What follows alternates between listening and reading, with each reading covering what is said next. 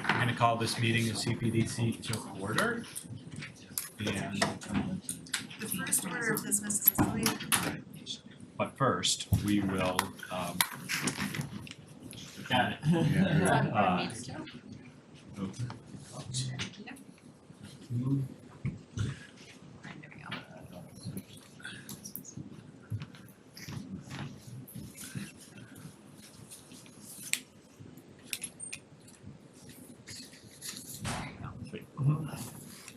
Good evening, everybody. Thank you for coming to the CPDC meeting agenda for Monday, December 11th, 2023. From staff tonight, you have myself, Community Development Director Andrew McNichol, and next to me is Staff Senior Planner Mary Benedetto. From the board tonight, everybody's in person. Chair John Weston, Vice Chair Tony Diarezzo, members Mark Wetzel, Tom Armstrong, Heather Klisch, and Hillary Mative. We do have a hybrid meeting set up tonight, so I know there's a lot of people in the room. There's also a handful on the Zoom. For those of you in the room, there is a sign-in sheet going around. Please do make sure you sign that if you can. On the Zoom, we're capturing you. The board is going to follow their typical process tonight in that they will open an application. The applicant will present their application and materials to the board. The board will respond with comment and question amongst themselves and then open up to public comment. For those in person, if and when you have a public comment or question, please raise your hand and the chair will find you. If it's your first comment, please state your name and address for the public record. We do ask that you try to come up to the front for your comment and question so that those on the Zoom can hear it as well. If you're on the Zoom with a comment or question, please use the raise hand feature found under reactions, or if your camera is on, simply wave your hand around and hopefully we'll find you for the chair. The chat is enabled, but we ask that you try to use it only for technical difficulties. If you're having any, just reach out to us. My email is also available. Outside of that, any profanities over Zoom will be immediately removed from the room in the meeting. This meeting is being broadcasted and recorded on the local channels from RCTV and posted on their YouTube following tonight. And outside of that, I think I'm good. all right, thank you. A lot there, but you cover it clearly, so thank you. So I guess a couple things. One, first and foremost, right, we have a packed agenda, a lot of interest in a couple of the items. I want to first start off by saying that there is one that's been continued for Annette Lane. So if you're here for that, or if you're tuned in for that, we'll continue that to January 8th. But we first have a sign permit application that I think we can move through fairly quickly before we get into the rest of the agenda. Yeah. And I can share that on screen. Admittedly, I don't know if I see the applicant in the Zoom or. I'm here. We can give a little context first, right, which is that Yep. this sign is identical to the sign that was approved by CPDC in May for Anton's. It's exactly the same material, same shape, same lighting. The primary questions when you approved that sign were specs for the lighting, which were included this time, and when the lighting would be shut off, and it was confirmed it shuts off automatically at 11 p.m. Any other questions about the specifics of the sign?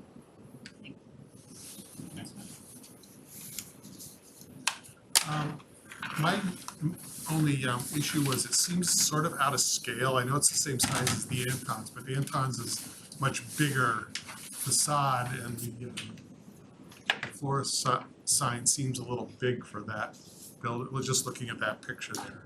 It's within the allowable square feet based on the size of the frontage of the building. Yes, we tried to make them uniform in size for continuity and just, as you know, the building's set back pretty far. Sorry, can we grab your name? I'm sorry, Jeff Sarah, Batten Brothers Signs, I apologize. My anxiety level's up because 200 people behind me. They're not here for the sign here. Thank you. It's almost great. I think in the general comments are all there. It's very similar, it's exactly the same as what was previously approved in May. So I'm happy to answer any other questions. And part of it also is the freestanding sign, which I know, he really likes, including me. We were gonna take the paint store with the purple door face out of the bottom portion with the Reading Town floors, thank you, in there. So I'm happy to answer any questions. One question on that, were you gonna make it the same color as the Anton sign above it? The, It's a slightly different color, it's an off-white above. and it's, it's it dark used to be white above, it's been a little bit beaten by the sun, so, it originally was white, it's just yellowed a little bit with age, so. And believe it or not, Charles Anton is usually very sensitive to that, so I'm sure as soon as the new one goes in there, he's gonna ask for his to be changed.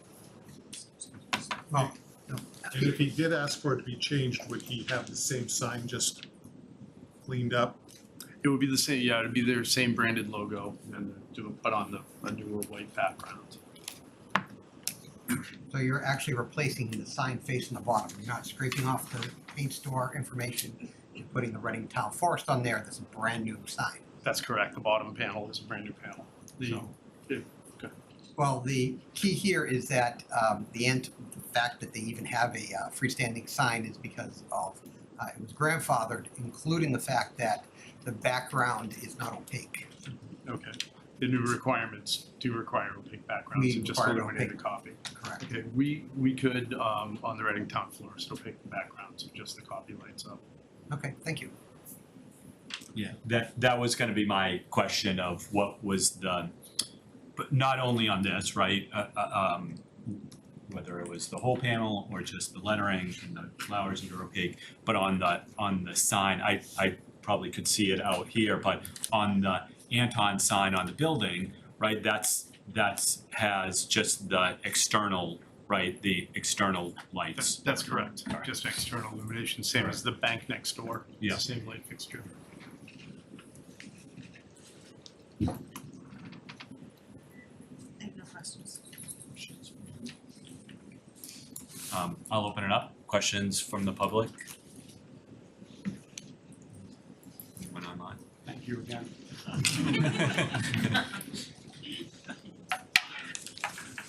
That was a no. Alright. Alright, so let's take a look at the certificate of appropriateness. So we had just summarized the material submitted, including the application and the renderings. Some of the findings here that the building does not include a master signage plan, thus their need for approval through Cpdc. Proposed signage is really a replacement of the existing awning, and the wall sign is described as being suspended by the steel hanging tubes on the western facade facing Harnden and Main Street. It will measure 168 inches long by 29 inches tall for 33 square feet, which fits into the allowable sign area based on the business frontage length. It will be 1 inch thick painted acrylic that is bolted to the white aluminum sign background, and it's externally illuminated for the wall mounted sign. The applicant is also seeking to reface that internally illuminated freestanding sign with this is described as translucent vinyl graphics on a white acrylic face, and that will measure 36 square feet.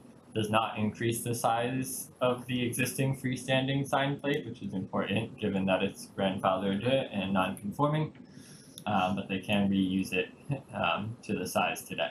So we just added the condition now, which I can work on a bit more tomorrow to match section 8, but conditions that any future signage at the site will require a COA from Cpdc. That could be a blade sign, could be other wall sign changes. A condition now that the material for the freestanding sign background be opaque in design. I'll work on that. The letters don't have to be opaque, but the background itself can. It'll need all the building and electrical permits. It'll be turned off no later than 11 p.m. And any window signage which doesn't require a permit still has to comply with section 8. And I think that should capture everything. If I missed anything, let me know. The only thing I'd like, Andrew, if And I don't blame the new owner. They're starting a new business, but a reminder that they're only allowed 1/3 of the windows. Yes, I can do that, yeah. I can even put some language in here.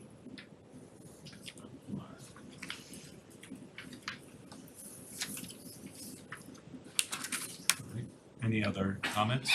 So I'm curious, do you make that noting that they might already exceed that? Just curious. They have a very large banner sign inside saying florist, which may at this point exceed the 33%. But once again, they're a brand new business, they're Yep. just starting out. Certainly cut them a little slack. Yeah, thank you. Any other comments? Nope. We have a motion, anyone? Move that we approve the certificate of appropriateness for the sign at for Reading Town Florist at 47 Hardin Street. A second. All those in favor? Opposed? Abstaining? Neither. Oh, I'm yeah, bothered. I'm sorry. I don't mean to rub it in. Awesome. Okay. We'll Thank get you very these much. Stuff ASAP.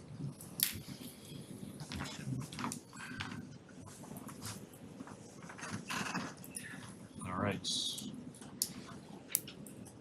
Move to continue Zero Net Lane to January 8th, is that the date? Monday, January. Monday, January 8th. A second. All those in favor? Cool, thank you.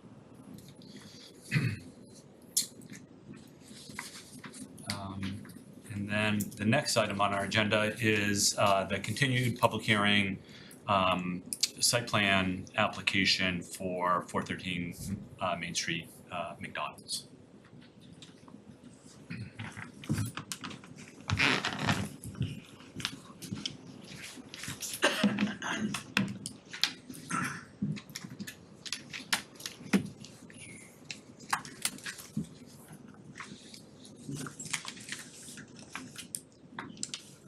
Am I able to share my screen? Should be.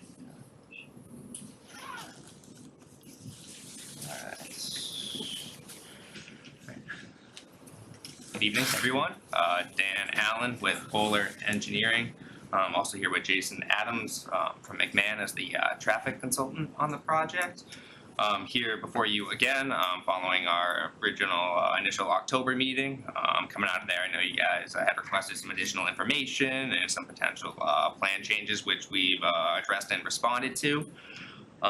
So just to kind of wanted to run through the what items we kind of addressed in our kind of response here. So as you know, it's a proposed raise and rebuild of the existing site, generally maintaining the driveways with the intention of providing a dual order point layout and a recirculation lane at the front of the building where the kind of big changes from what's existing out there today. During our first meeting, you guys had asked about the loading operations and how those are really conducted out there. We updated our plans to propose a temporary loading zone within the 7 parking stalls on the left side of the building. I'm gonna make that thicker for you. No, I can't really see the side. Or on the left side of the building here, where the operator will cone off those 7 spaces, and they can really control their delivery schedules, which typically occur during non-peak hours. So really before like 10 a.m. and that really afternoon rush comes in.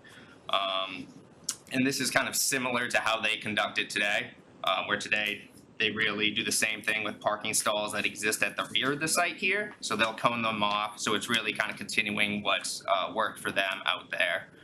Today. And on our plans, we're only providing 1, where I know the kind of Reading zoning regs require 2 based on the size of the building. So we'd be requesting a waiver from providing that additional loading space. McDonald's is really kind of comfortable with just having 1 there, which they really use at similar to all their restaurants in the area. Another question that was asked was relative to the chain link fence along the kind of left side of the page here. If that was on McDonald's property and going to be replaced, we checked with them, it's on their property, and we're going to propose to remove the existing one and replace it with a brand new one just based on that existing condition there. I know there was a couple comments regarding stormwater management, and any further improvements we can make from there from engineering. Currently, we had previously had 2 stormwater quality units, prior to stormwater infiltrating the underground culvert in the center of the site. We're proposing to install a 3rd one, to the drainage connection going out to the Main Street right of way. So kind of all our, directly piped, drainage will have TSS removal, through those, stormwater quality units. We also provided phosphorus removal calculations, which were also requested. In those calcs, we're able to show there's a 20% reduction from the existing phosphorus kind of loading on site today compared to what it will be under the proposed conditions here. And then they'd also mentioned again in their recent letter that came out last week that they were looking for potentially providing underground infiltration. We discussed this a little bit at the first meeting, where we're really just kind of constrained with this large underground culvert here, where on the left side of the building, we're really running all our utilities there, and our geotech report has also confirmed there's ledge 6 feet below to 8 feet below the surface on the left side of the building. Here, there's also C&D soils, which are really poorly infiltrating and wouldn't be ideal for underground systems, so they would probably likely end up requiring over excavation to provide that. So we really think the proposed improvements are practicable that we're proposing, and with the reduction in impervious coverage, almost like 4,000 square feet, it's going to be a reduction in peak stormwater rates and volumes overall. I know additionally, looking for some more information on why McDonald's looks to install these side-by-side and dual order point layouts. It's really just to kind of improve their drive-through operations and provide a better experience for their customer base. It allows vehicles to come in there, and should there be someone making a longer order, quicker orders can be able to move around through the second order point to get in and out of there quicker, and it's really just a better experience for the customers who they've been serving at this location for over 60 years. And they really, with these kind of investments they're putting into all their restaurants, including this one at sites, they really looking to just improve their operations and aren't looking to really hinder that, just based on the significance of that investment. And I know it was mentioned that there were some questions regarding to closing the closure of one of the drive-through lanes.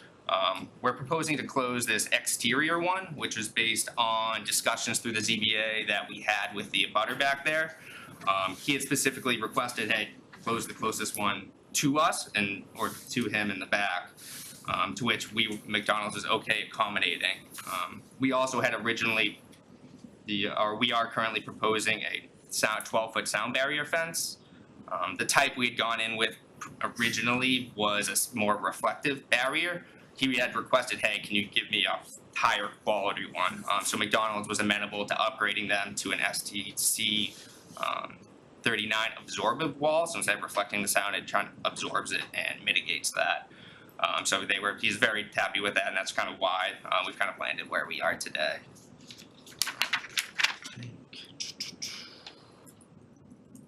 And then lastly, I know they had requested the additional traffic information relative to data at the driveway, which way cars were coming in at each driveway and leaving. Jason and his team were able to make it out to the site to conduct those additional observations out there, and he can speak more to that as well. And just relative to some of the traffic stuff, I know it was requested that McDonald's provide what they've historically seen for these projects that go from the single order to the double. And they got back to us and said they typically see a 3 to 5% increase in sales volume with these types of projects, which I think ends up to be like 3 to 4 cars per hour in the end. So it's not really too significant. I know we got letters this week as well from the police and engineering, and after reviewing that data, they didn't really have any significant concerns with traffic as a result of this proposed project. They seem to think that it would have positive impacts, allowing vehicles to kind of circulate the front of the building and then exit through that Bolton Street Drive if needed. So I think that's generally about it for the changes we've been able to provide, but I'm happy to open it up for any questions or if you guys for any more details on anything. Thank you, appreciate it. questions, comments? Do we wanna? Why do you keep looking at me to go? I know, first? I'm looking around the table. Let's go I'm looking around first. that you just happen to be at the end. All right, so let's start with your loading zone. Yep. That's not really a dedicated loading zone, so you'd actually be requesting a waiver for two. Two, you wouldn't call that a temporary one? No such thing as a temporary one. You can't guarantee that there's nobody parked there. I know you've got the manager going out Mhm. supposedly and blocking those cones off, but there's nothing to say that it's actually being done. So the goal is to have a real loading zone. If you were to take those 7 and make them a loading zone, Mhm. what does that do to your parking requirements for the site, That would put us at 23, where there's 30 proposed today. or what are required? 23, so to be exactly. Okay.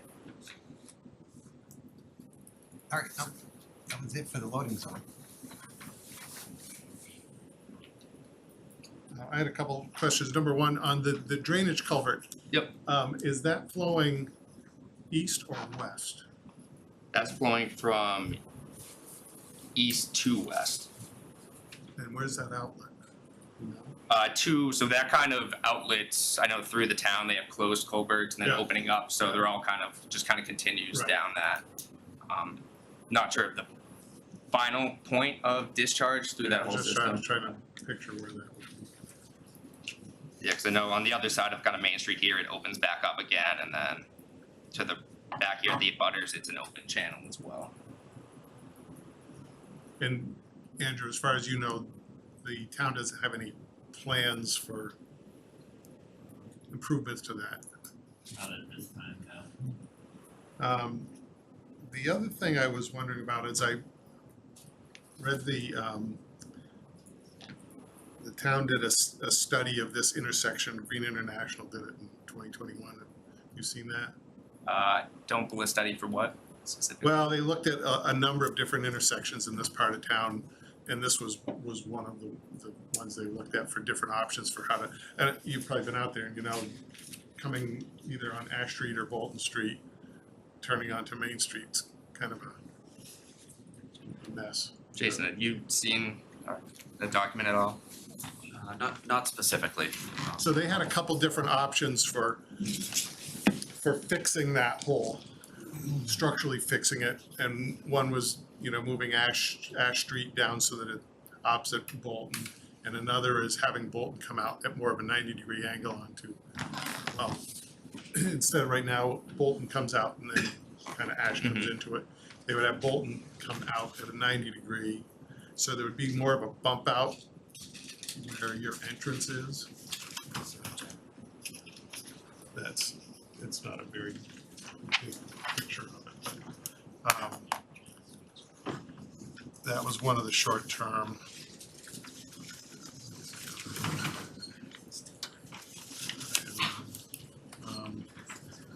Yeah, here's the other one where they have the two roads lined up. And what I'm wondering is, you know, this is something the town needs to do something about, and there's probably some other options too. Maybe putting an island in where Bolton Street comes out onto Main Street. That's an issue where there's a long pedestrian crossing. I know I've been parked there to take a right on Main Street. People pull around me and cut in front of me to take another right. So that something needs to be done there, and what we don't want to do is approve this project and then say, oh, we should have had them do this, you know, planning. So I didn't know if that had been looked at. Just for the record, Jason Adams with McMahon Bowman. I've been looking at these plans, and we have, you know, had a number of conversations with town staff through the process. I don't think anything that I'm seeing here is really impacted by this project. In other words, if this pulled out, that would bring Bolton into Ash, or if Ash was brought into Bolton, whichever way that works, the frontage of our property is essentially the same. I mean, the sidewalk that you can see here on the plan is generally held rather than pushing into the private property of the McDonald's or expanding out. I think that sidewalk, while it may have something on the other side of it, in terms of like a green space to help organize traffic, that sidewalk would be held through that. So as it relates to our project, we're generally fitting within the same footprint as the site today. And So that little, one of the options has like a little realignment bump out, Correct. that wouldn't Can I just affect share your screen? entrance or? Yeah, yeah. Yep. Just so everybody can get some Yeah, context thank you. here. Yeah, if I can build off of that, because I think it's all part of the same conversation. So, you know, right, I think one of the pieces of feedback you got both from us and from you know, folks in town is the not necessarily the plan itself, but the traffic, the impacts that it might generate, and its relationship to the Washington and Main intersection. I know, right, also we got memos from the police department that said, you know, essentially under the existing condition, there's not a safety concern at this location, which I agree with based on the existing traffic levels. And I guess, right, I have a couple of I'm going to say nitpicky things with the traffic study about the percentages and allocating growth over the entire period where it really had to be peaked during. So the growth from the increased sales would actually be not 5% even across, right? It would be more peak during the peak periods, right? But if we look at if you look at the traffic from the ITE with the bigger square footage plus maybe 10% for the double drive-through, right? We start to bump that, one of those peak hour times up, peak hour volumes up some. It's not dramatic. It's another 40 cars or something. But when I look at this, the thing that gets me is I know that this site is is a pretty old site, a pretty old building. No one's knocking down the door to right. Everyone knows it hasn't been rehabbed in forever,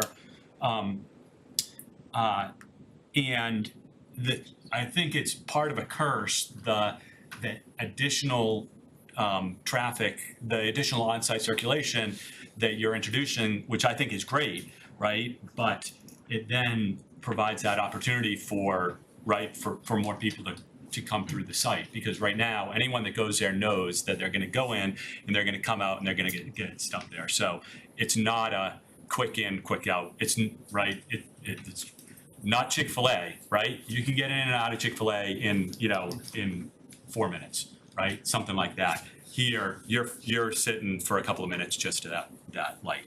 The reason why I'm going on about this is that my sense is that there's going to be more traffic coming out of that Bolton Street exit because you're making improvements. And that's the easy way out.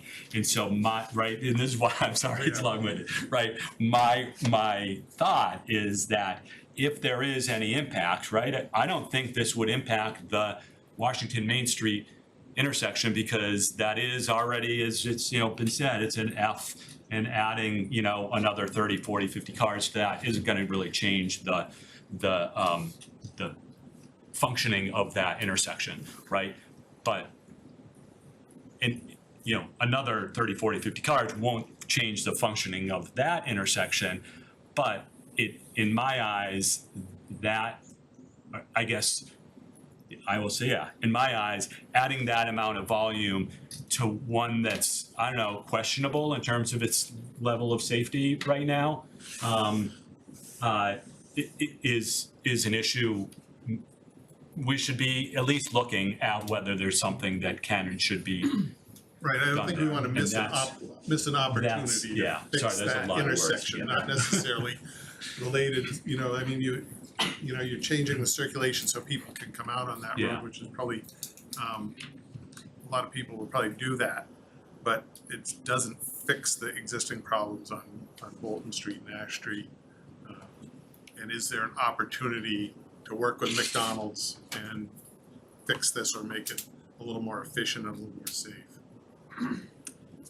If I could, just to speak to a couple of those points. Like one of the key principles of access management is getting people as quickly as you can to the point that they want to be in, so they don't have to make multiple turns. During our counts, we did count the number of vehicles that turn left onto Main Street and then turn left onto Bolton or Ash Street. right? It's 2 to 5 vehicles an hour. Not a huge number, but just removing a couple of those left turns, we view that as a positive.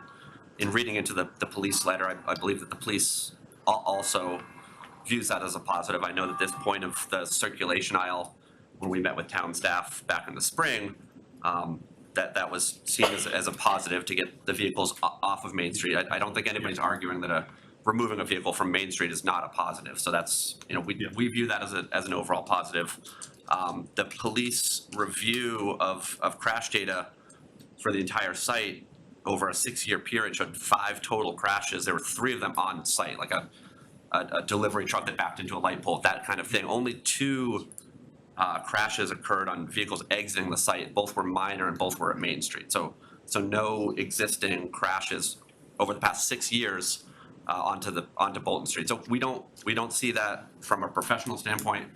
Reading the police letter, I don't feel that they feel that there's a safety issue, even if it were to increase by 3 or 5 or 10 vehicle trips onto Bolton Street. I think that's overall a positive for the area, for the customers of McDonald's. As a whole, that improves the situation as it relates to how the McDonald's property and project fits into whatever happens at Bolton and Main Street. Again, I don't think that the property itself is going to impact any of the options available to the town at the point that project moves forward. And given the relatively minor increase in the number of vehicle trips, it doesn't seem as though this is anything that McDonald's is going to exacerbate moving forward with the project. So to the point of people turning left and then taking another left down Bolton and maybe ending up Ash, wouldn't it be reasonable to kind of assume though that under the current circumstances, taking the left out of onto Main Street and then taking another left is extraordinarily difficult. So if you were to be ultimately traveling down that way because you live toward that end of town, you would still be taking a right unless you're in a really low traffic period out of Main Street and then maybe taking a left further up and turning around. So I guess I'm also really skeptical of the assumption that there aren't going to be cars turning left or even right out of Bolton and down Ash Street because it's virtually impossible, as your traffic counts show, to take a left and then another left right now. Yeah, and I think it's that induced demand thing, right? There's 2 things playing there. One is people, you don't see it because you can't, right? I mean, you trying to take that. Because who would do that? Yeah, who would do that? Right. I wouldn't do that. I'd never do that, right? But I also think once it becomes easier because you can circulate around, then you'll find people exactly what you want, right? That's the point, is that you'll generate more customers, and we don't know, you don't know, no one knows, right, about how much of that demand you will induce when you make it easier to not only access the site. Access will be the same, but it's when you exit the site, because you'll be able to get away from the queues on that intersection. I don't know. I'm a little bit surprised about the police's statement. I guess I don't doubt the data, but as Mark said, I've been down there a gazillion times where, right, there's a car trying to take a right. Can you even see it on that aerial? Is there 2 cars right in the intersection? Yeah, it looks like that. Yeah. Second car is taking a left, but understanding No, the point. yeah, so what happens is there'll be a car there waiting to get out, and another car comes around the left and To get into the center lane, right? And between that and the quiet zone crossing that we have right there that we do not want to risk, right?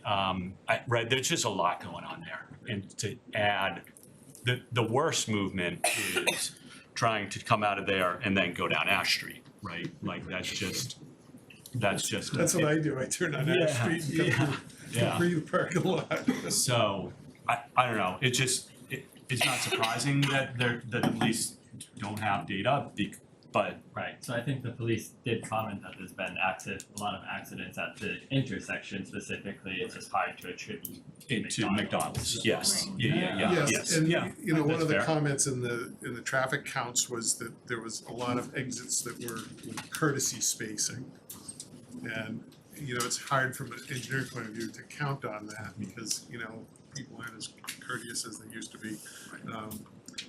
But it is, you know, if you drive this, you do notice that, especially because you have trains crossing that stop the traffic and the backup at the Washington Street. So there's a lot going on there, and cars not moving at times. So that's why I'm just thinking, is this an opportunity that we could, you know, maybe, you know, and I again, I don't know what the town's plans are, if the town's gonna do anything, or we just keep saying, well, it's gonna be too expensive, or it's gonna be too hard, or we don't have the land. But, you know, even if you just at Main and Bolton, bump that sidewalk out a little bit and narrow down that opening. So we've talked to the McDonald's real estate team, and there's a number of public comment and staff support to say, hey, maybe redesign should be considered. It's just unfortunate right now where a number of these concepts in the Green International plans haven't been pushed forward, so we don't have them fully flushed out in terms of a preferred concept, either short-term or long-term. McDonald's seems willing to engage with us if and when we do have a design preference and whatever that impact may be to their site, that they'd be willing to work with us then. We just don't have a specific plan to point to them now to say, can you start planning around this, because a lot of our focus on the Green International plan is gone on the opposite end, where we're focused on Walker's Brook right now. It's where a lot of our grant work went to. Potentially not fully expecting 3 redevelopment applications in a year at this intersection, but certainly now it's starting, I think, to drive the conversation that we should be looking at these concepts and pushing something forward in the short term.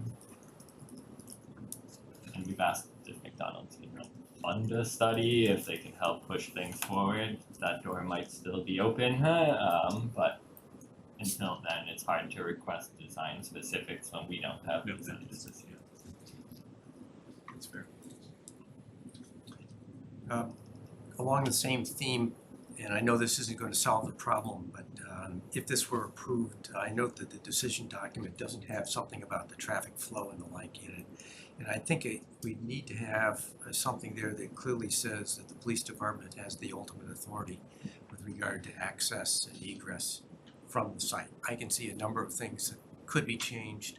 Hypothetically, they could say right-hand turn only onto Main Street and things like that. But I just want to make it certain, and I leave it up to my colleagues here as to whether they think it should go in, but I do think it should go in. With regard to the sidewalk that you're going to deed to the town, that's a sidewalk right opposite the word street under Bolton Street, is that it? Yes, yep, so there's, highlight this. Yeah, okay. I just want to know, be sure where it is. And then flipping to the other side of the property, is that north? I can't recall. It's the Chase side. Right. Yeah, Chase side is north over here.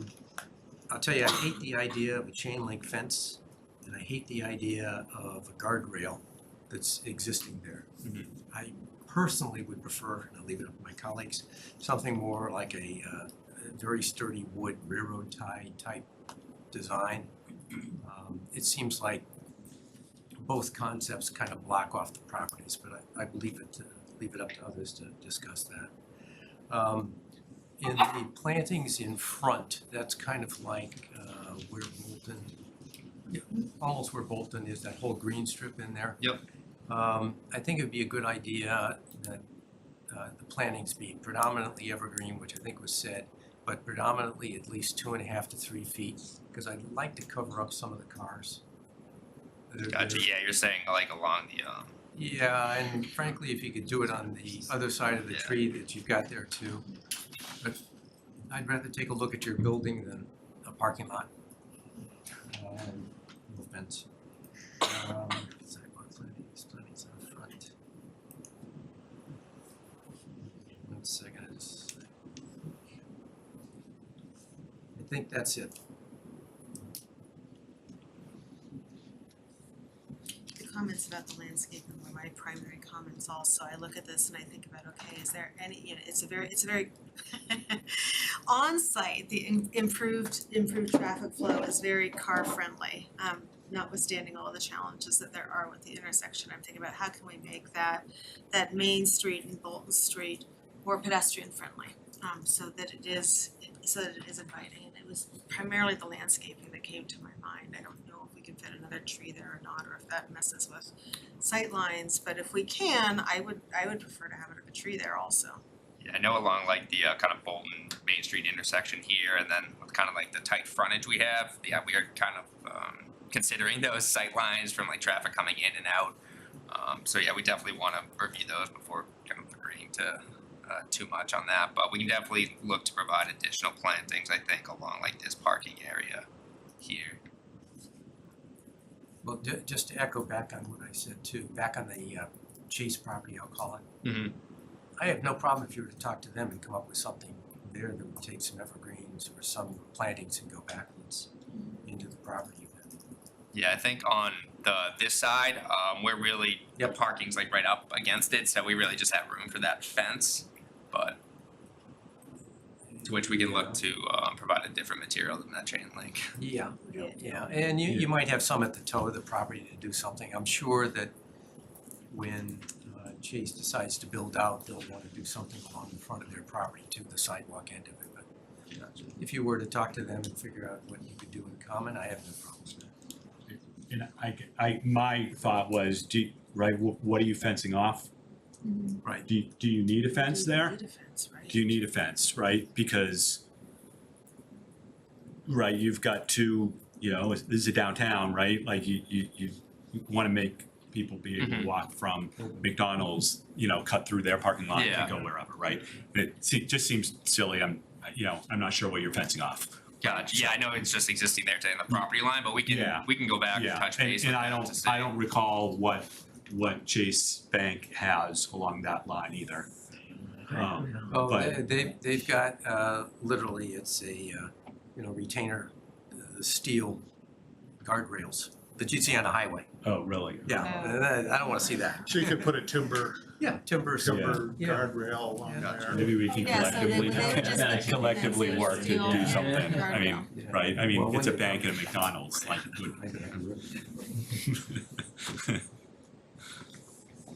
Actually, yeah, do you need anything to We need limit? to well, something to stop cars, Yeah. right? You need curb Yeah. stops, but Yeah. other than Well, that, curb stops, but yeah. Curb stops. I mean, that again, it's like if you can Or something, facilitate, and if yeah. somebody's going to the bank and they wanna go to McDonald's, just, having that, reducing the barrier to Right. walking around while maintaining safety would be ideal. And it's not infeasible to put some trees on that side as well too. Right. As long as you, get something that has a trunk and doesn't grow very thick. It's plenty of dogwood type stuff, Kuza dogwood maybe or something. Yeah, I know we currently on our plan, we can't fit Fit that. that. Like, we just don't have the space or to be encroaching on Chase's. Understood.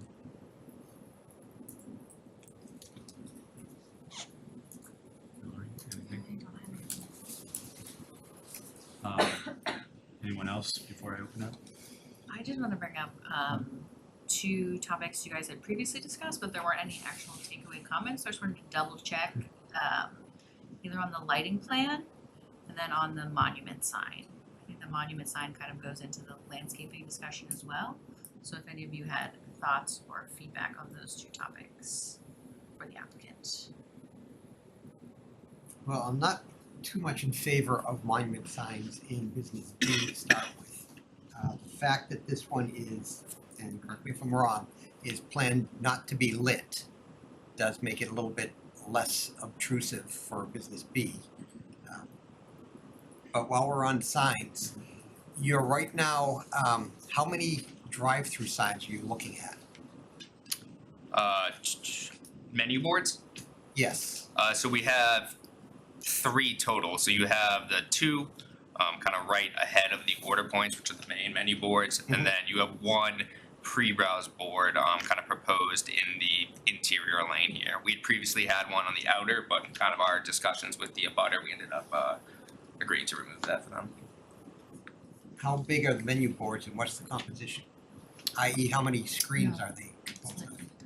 I believe it's just 1 screen each. The Pre-bras board, I believe, is 10 square feet, and the menu boards are 20.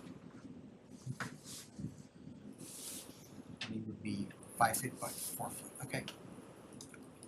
Yeah, so there's certain square footage requirements on the menu board signage. I Mhm. believe the 3 fit within the maximum per sign and the maximum total combined menu board signage. And for the drive-throughs and base of the back, I know you're proposing a 12-foot high fence. Mhm.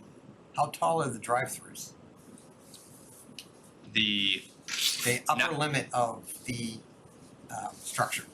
I believe it's 9.5 feet, this clearance bar. Yeah. It's got a 9-foot max clearance, Okay. so it's probably 8, 10 at most on that. Yeah.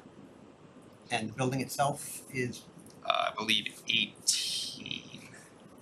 and what's the proposed lighting in the back? Proposed lighting, you have 1 or 2 lot lights. I light those for you. One here, and then the second one.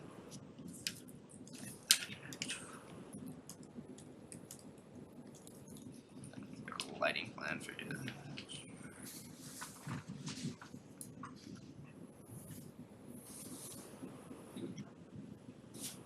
Yeah, and these lot lights are proposed at 21 feet high. One seems a little high considering you're right next to a residence. Especially the one in the back, is that also 21 feet? Yeah, this one is 21 feet. You can see the foot candles, we're under 1 foot candle, and that isn't really considering that 12-foot high fence there. And Tony, that monument sign is illuminated, based on what shows on the plan. I thought I had read it was not light. It can be optionally lit, but we're not proposing it to be lit. I think there's some It's discrepancies in the sign, how the Yeah. even the wall signage looks internally illuminated on the wall spec, on the sign spec, but it's externally Yes, correct. illuminated, and we'll be sure. It's just the same detail, and then certain municipalities allow it, some don't. So if we drive by and it's lit up, we have to go on the other. Yep. I've tried that, it doesn't work.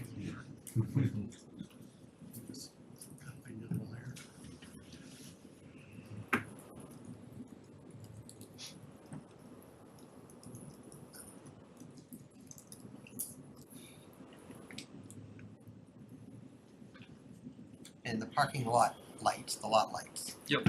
Is the anticipation that they'll be on for the entire night, half an hour after closing? Typically believe it's usually within half an hour, an hour. I'd have to confirm with operations though. Okay. Kind of varies restaurant to restaurant.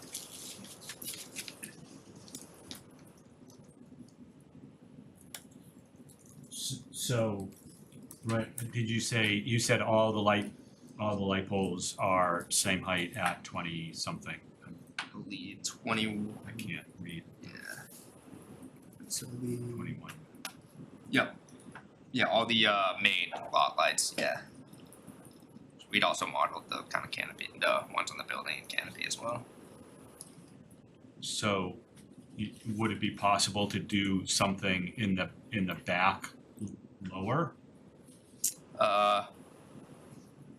Right, out around the front, I think that's probably fine, Mhm. but, right, with the 12-foot fence, Look. I think it's all flat there, right? I Mhm. mean, that's, I know looking at kind of the lumens here, we're like right on the edge of the drive aisle, just getting like right under one, so I wouldn't want to reduce that height down too much to kind of bring that below like really less than that.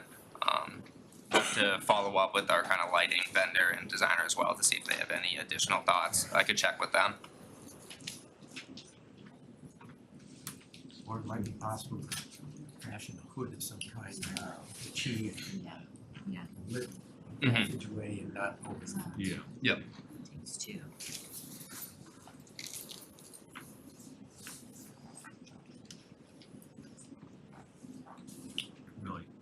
make sure that the least the bright bulb. the sight line to the bulb, right, to the source isn't, you can't see it beyond the fence, right? That's really Yeah. that's. Yeah, I know the property on the other side too is lower in grade as well. So yeah, I Yeah. doubt they'd be It's able hard to. to know. Yeah, and we also did kind of, I know under existing conditions today, those lot lights are right up against the current stockade fence. Mhm. So we're pulling that further off as well. So it's gonna be an improvement than the existing conditions out there today. It is in the middle of downtown, so it should be lit up, but, right, it's one thing if you have that, right, staring you in the face all the time. And I guess I have a question for Andrew. Mhm. The culvert that's running through the site, I assume because it's a man-made structure, it doesn't fall under conservation, correct? Go ahead. So we're before the Conservation Commission right Okay. now. So we already had our first meeting with them. They were really, didn't have any significant comments, and we ended up keeping the hearing open in order to, they wanted to hear what comments you guys had. But because this is a culverted stream, it does not have any associated buffers. No, But we're still applicable to the 100-foot wetland buffer where it opens up at the rear, so it's why we're before them for a NOI. Channel in the rear. Okay. Good question. It's not riverfront. No, No. No. not- no, just a 100-foot wetland. All right, I'm gonna open it up to the public. If you have comments, you can say your name and your address. I'll start out in the room, and then Andrew will tell me if we have any more. Fine. Dave? Thank you very much, Mr. Chair. And I'm sorry for the Pineville folks for having to wait another couple minutes. I'll try to be brief. Mine's not on the screen share really quick, Dan. Oh, And I just sent you 5 minutes ago. Don't put it up yet. I sent a few pictures to Andrew. Dave Talbot, 75 Linden Street. Thanks for some time here. Just quickly about the process. The public only got access to the new submittals on Wednesday night, which I guess is a week or two after the town received them. McDonald's had 6 weeks to prepare new materials, and if the public only gets a few days or one or two business days before the actual hearing, it does make it hard to analyze some of these questions. I think the process should. I will say we don't get much. No, you didn't. I think That's true. That's pretty Yes, common. yes, that's about what we get. That's the norm. Okay. Well, I think they came in a week before they were posted publicly. So even the week would have been, okay, it's irrelevant. I guess we shouldn't have the same amount of time as when you get them. But the applicant here is the world's largest fast food chain. And so this is just a further advantage when there's a week head start, when you have the information, but the public can't get it. So I did say, Let me, yeah, please. we did not have didn't get it any, either. we didn't have the information, we got the information the same time you did. Okay. Is Town staff may have had it. Okay, But, fair. right, this is Okay. open, we're not. I don't mean the dark board, I mean, rooms making let me just be clear, the applicant sent materials to town staff a week before they're posted on the website, and I guess that's also true that you don't have it till a couple days ago. I'm just saying, I don't know if you're dealing with the same thing, it makes it hard for you and for the public. Yes. That's all, it's nothing on the board, it's just that it's already, the applicant already has all the advantages. So I will say, right, going back, right, there was a period where Reading was viewed as non-business friendly. Yep. And we in many places that I have dealt with before, there's like a 3-week or even a month cutoff before the public hearing. Okay. We have loosened that dramatically over the years to Be- work with to have it be tighter. our business partners. Okay. This one happens to be a big corporate business partner, but Yeah. many of the people that we see are businesses in town, and we try and keep Okay. everything open, flexible. Thank you for that process discussion. So a couple of points. With the brief time we've had to look at it, it did not appear that McDonald's answered the question that went from the town to McDonald's about what is the magnitude of actual traffic increases when you go to a double drive-through. We'll get to all the other stuff they're doing technologically and apps and delivery services, which compounds that. The comment number 11 that was sent by the town to McDonald's said, "We can again ask a consultant that a study of newly developed dual order drive-throughs like this restaurant be conducted to determine the rate of real traffic growth. Frankly, CPDC will not approve this application without that information. So we'd like to move forward with you providing that detail with McMahon or from a third party that CPDC authorizes." Now, as far as I can see, that they did not provide traffic information from other dual drive-throughs. So they haven't answered your question. Correct me if I'm wrong at any point, as you did a minute ago. They did make the statement here and in their submittals that when a site goes to dual drive-through, it's associated with a 3 to 5% sales growth. So they said that, but there's no citation to that data point. Where is that coming from? What study does that point to? What is the comparable restaurant they're talking about? There's no citation to any report of where that comes from. And there's a few problems with that statement as a sort of breezy, oh, it's only going to go up 3%. So first of all, if we knew what that's related to, is that pre-DoorDash, Uber Eats, the 40 million mobile app downloads, COVID, when are these timeframes? What is that site? What is that referring to? We don't know. Secondly, they're talking about a sales volume increase. That's what they said. The concern here is traffic volume. So they're giving you a different metric to discuss this than the one you asked for, which was traffic volume increase. It's reasonable to think that a traffic volume increase could be much more than a sales volume, especially when they're widely reported to be trying to cut into Starbucks, small dollar beverage sales, which are smaller dollar but more cars. In fact, as I'll show you in a picture, just tonight they have a lawn sign, probably not compliant with zoning, advertising dollar coffee anytime, so it's a thing they're getting into. And thirdly, it doesn't really pass the sniff test. The company is spending $6 billion nationwide on restaurant reconstruction. They're going to spend, I don't know how many millions here, doubling the drive-through capacity. $6 billion to get 3% or 5% sales increase, that you've actually just lost that doesn't even cover your interest.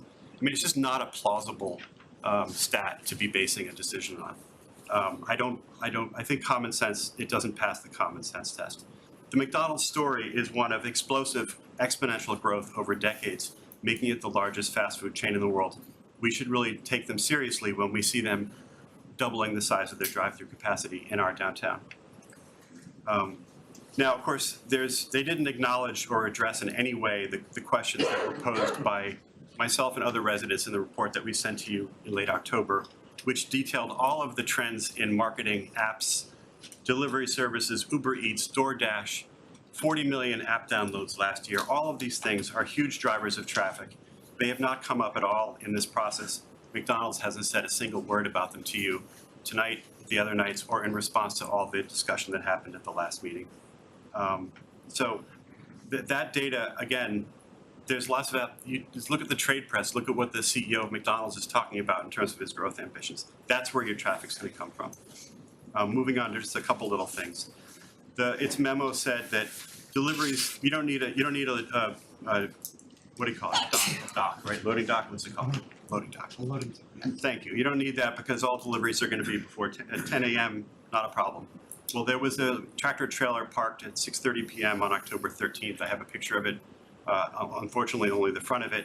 But I mean, I don't know that they can sit here and predict that they can predict when truck drivers are going to show up. So for them to say, oh, they're going to just come at 10 a.m. and there's no problem. Again, where's the source for the data to believe that that is true? McDonald's is asking for a waiver for your loading zone. Given all of the uncertainties here, including about loading zone, but also about all the traffic, I don't know why CPDC would want to give them any waiver. I think there's a lot of risk to this project as being a major source of traffic in the downtown, far in excess. There's no data been provided that this is a reason to deny the site plan. And we thankfully have a transportation expert as the chair of the CPDC, so I do defer to Mr. Weston's expertise. I think the counts are 180 right in the peak hour on Saturday. Even if it doesn't double, a 50% increase would be 90 more vehicle trips. And I think if you look at the totality of all of what's going on with this company, we have to think that that's very possible. And what does that do to our downtown?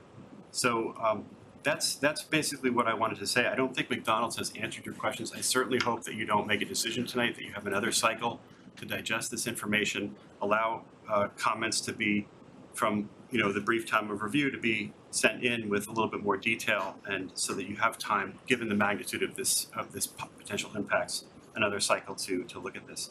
I know, Andrew, I just have a quick picture, a set of pictures that I took just a little while ago. This is just pictures in this slide deck. Thank you. You can skip to the next one. Okay, this is tonight, a couple hours ago. So they're putting lawn signs. I don't think those are compliant, but this is the type of thing they do. Again, promoting small dollar. Let's go in there right now, folks. So even though the hearings tonight, they still didn't have somebody go take their lawn signs out. I don't think that's compliant with zoning, right? Putting lawns, that might even be town property. Okay, next, again, a big new trend, 3 of those parking spaces are reserved for curbside pickup. So the idea is you order in the app, you don't even have to go through the drive-through. So these are cars that are gonna go in, park in these 3 reserved spots, and somebody will come out and give you your food. So these folks didn't even have to go through the drive-through. So that's more traffic above and beyond what would go through the drive-through. Okay. Next one. Again, this is the nation's leading fast food app downloads. 40 million in 2022. If you extrapolate that out, 1 in 3, 1 in 4 cars, if they're getting that this year, like a large fraction of all cars have somebody with the app on their phone in the car. And look, that sign is by their drive-through at this restaurant saying, skip the line, do curbside, download the app. They're heavily promoting more and more traffic to come to the site without going through the drive-through. That hasn't been looked at all. That's a giant billboard right at the restaurant that exists today in downtown Reading. Okay, next slide. I think that's it. I already talked about this stuff. You can go on, what the site plan looks like. That's all I could put together in short order. Thank you very much, everybody, for your time. Yeah. I do hope you deny the site plan.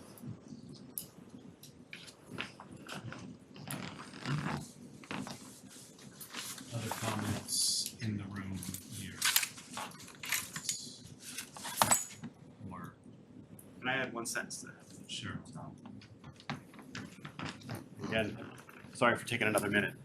When the police department wrote their letter, it was about patterns, because the police department and nobody else has been given information about the potential for very high volumes. So I just want to take the context of that letter in terms of the information they were given. They're only looking at circulation. Nobody said, well, what if traffic went up 50%? What would that do to your downtown? Thanks. Nancy on Zoom and Hi, Nancy Doctor, you hear me? Yes. Okay, Nancy Doctor, Pearl Street. I'm also a Precinct 1 meeting member, and I'm attending tonight pretty much because of the discussion that we had in the November town meeting and the number of questions that were raised and the concerns in town meeting. And I left with the impression that this really does fall on the board to provide the public with more answers. So I'm also going to ask that this is not approved tonight until we have more information, particularly around the traffic. Thank you for your time. Thank you. Someone else? thank you.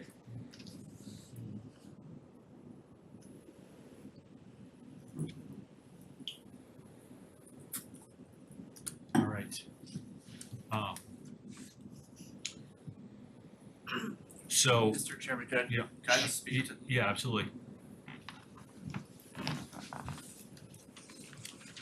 So just to give a little bit more clarity about what was provided, what's available.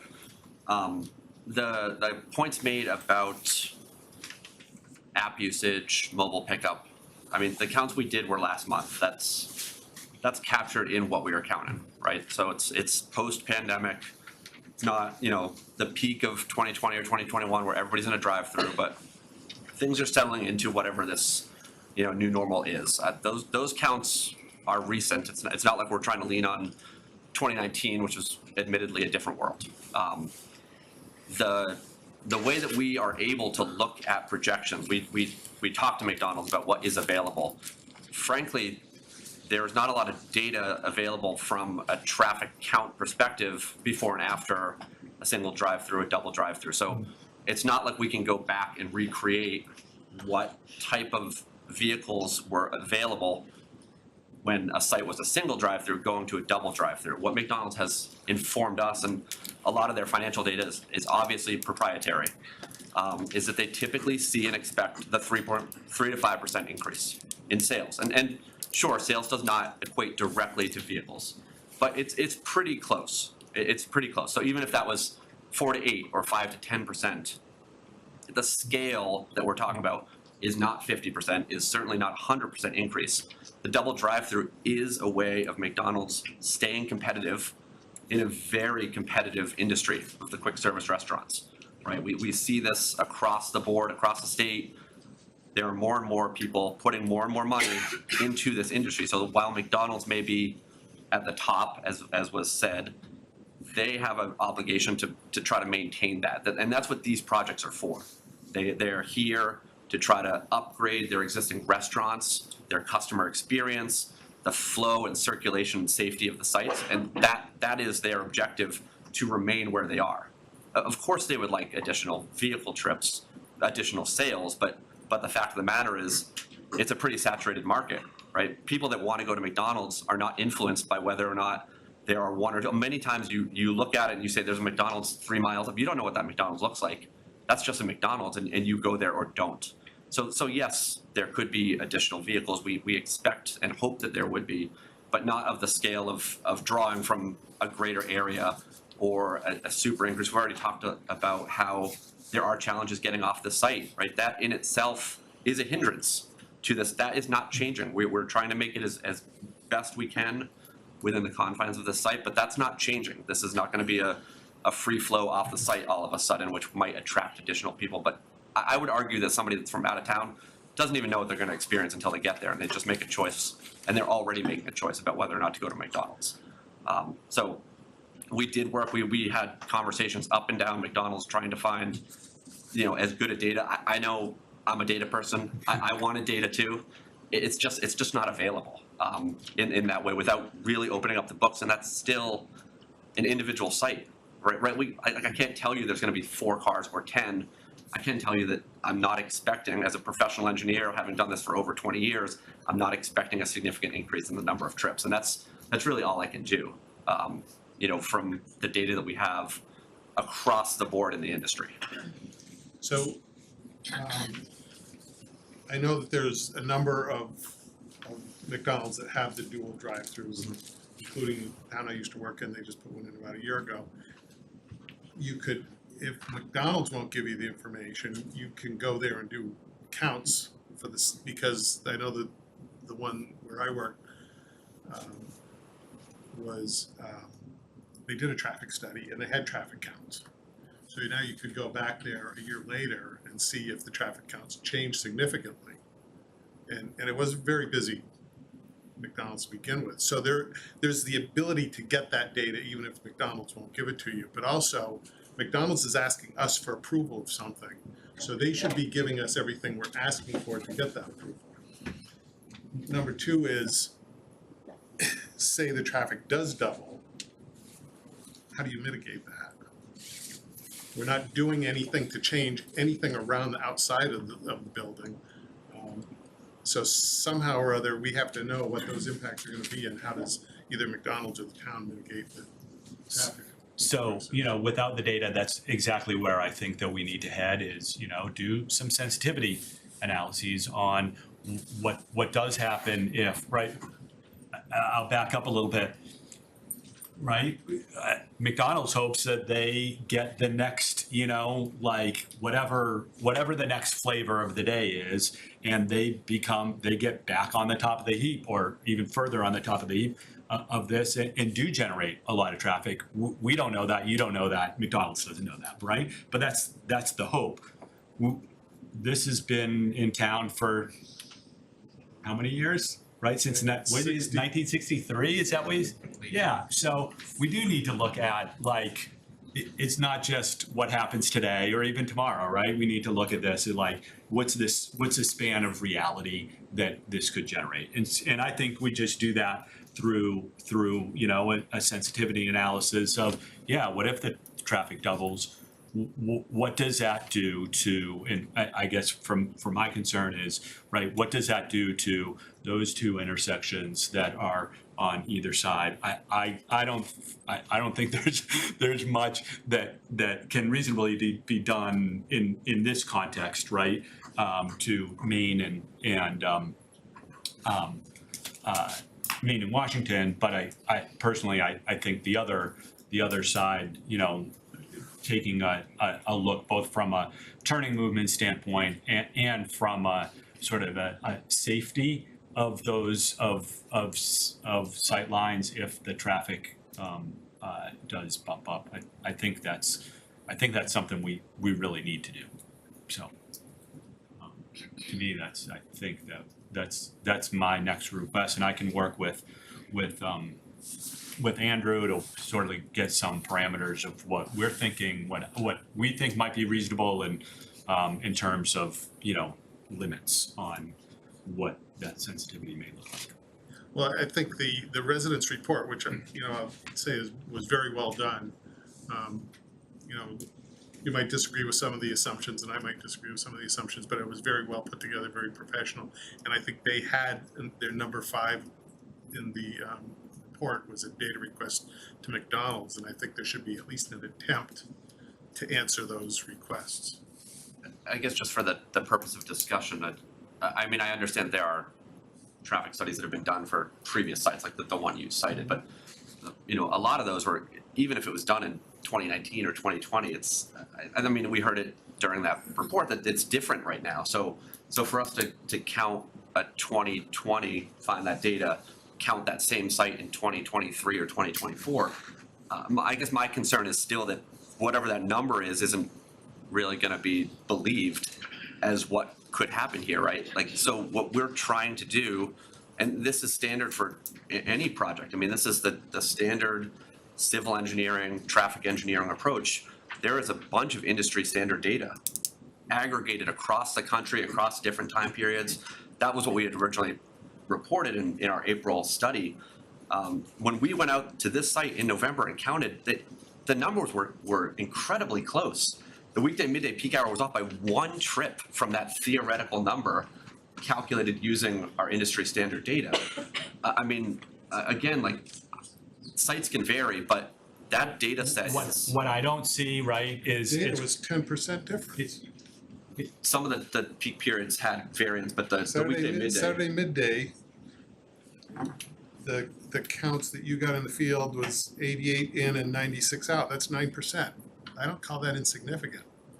The 10, right, the 10, but that's still 8 or 10 vehicles across an hour. That's a vehicle every 5 minutes, 6 minutes. You wouldn't notice the difference on that between a Tuesday and a Wednesday. It would look the same to anyone having an extra car every 5 minutes. That's kind of the scale of what we're trying to understand is what do we expect this project to do in terms of a traffic increase, and an extra vehicle every 3 minutes. You wouldn't be able to notice it if you sat there at the site and watched it. And so that's what we're trying to understand. Noticing it if you were trying to turn left onto Main Street. I'm not 3 sure 3 that, minutes longer to wait. No, I'm just saying that, you know, and I'm not a traffic engineer, but I've reviewed a lot of traffic studies, and, you know, in my opinion, you can kind of make the assumptions that you want to happen.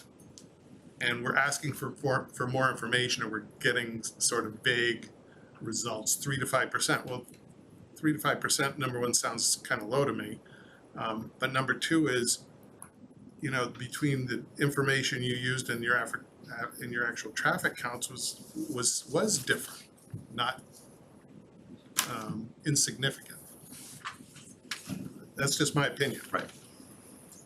I have a question, and I'm not a traffic engineer, so tell me I'm asking the wrong question, but I can appreciate that you're not getting the information about traffic counts at McDonald's when it goes from a single to a double drive-through.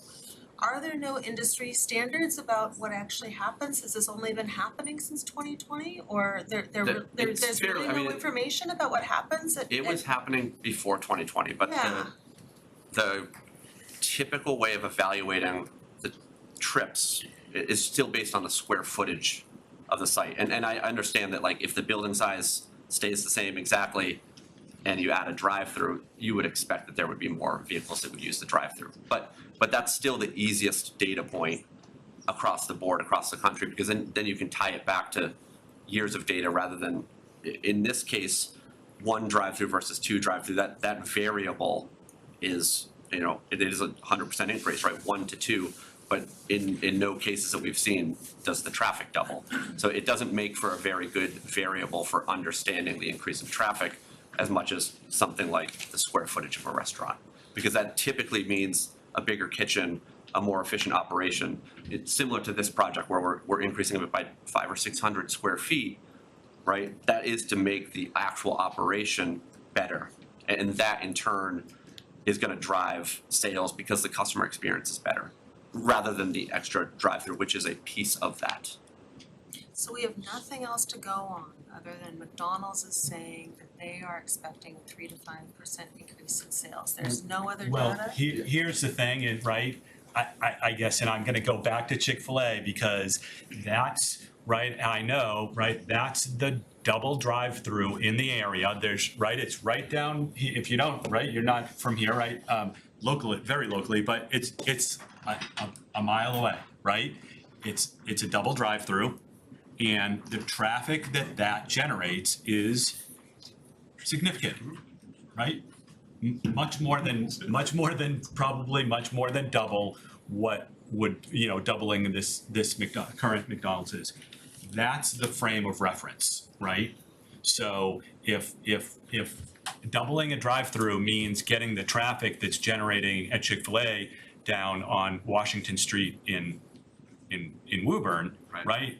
There's an issue. So help us not jump to the conclusion that that's what is going to happen, because as Heather said, like, it's just like, 3 to 5%, but many people in this town's eyes say, oh, that's what happens in a double drive-through. No, right? I personally don't think that that's where you're headed. I just feel But like yeah, there must you have to understand some of the perspective that's coming in, some of the biases that are coming in, and why this discussion is happening, right? And I'll add, and I just think, I'd like you to kind of bring something else back. And I will also add that I can see a benefit to moving cars through a downtown location quicker, as long as we're driving fossil fuel cars, there's less idling, there's air quality benefits, yay. But I have a hard time putting the entire stock of our decision in the only data point being that McDonald's is telling us what they're anticipating for sales. There has to be something else, comparable somewhere around New England, anywhere.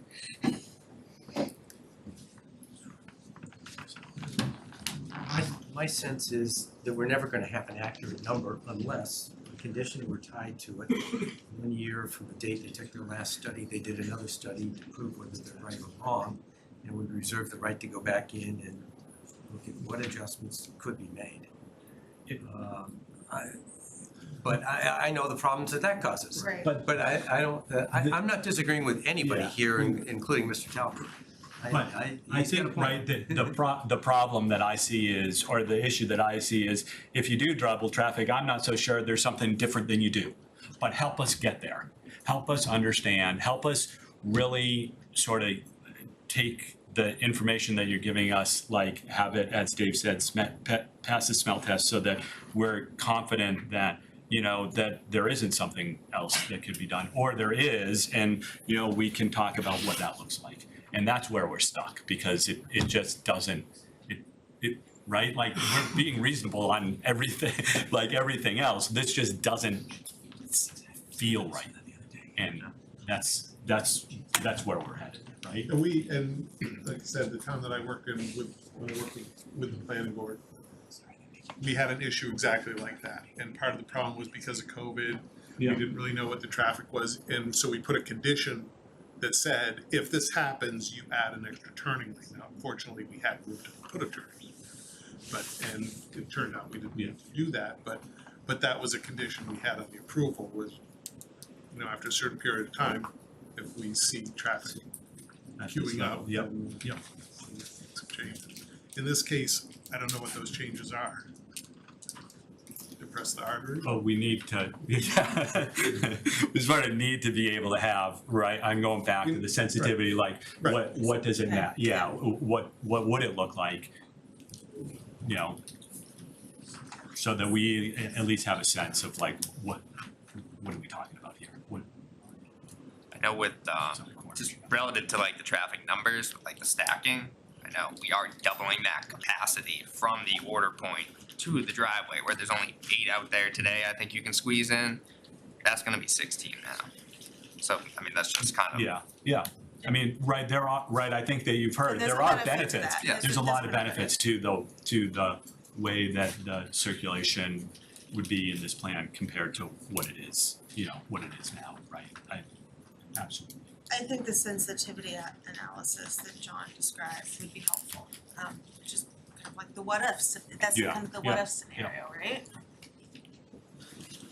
So, yeah, it seems like Alright. we need to go back and see what additional information we can get again. So we gonna request a continuance for that, but before that, I was wondering if there's any ability to vote on the waiver request for the loading zone and then requesting a continuance, or you'd have to request the continuance and then it would just happen at the next meeting? I think that, yeah, I think just doing Okay. it all together. Gotcha. Would be best, yeah.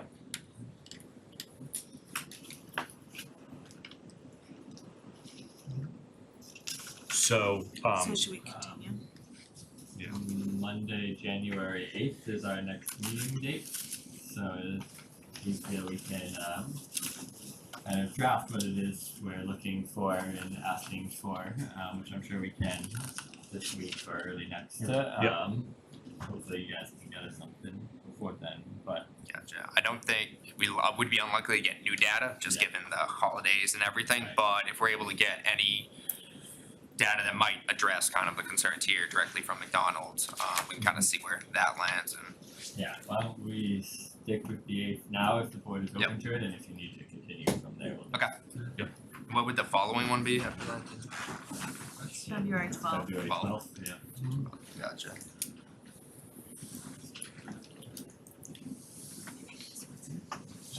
Before you go, I have a question for McDonald's operations.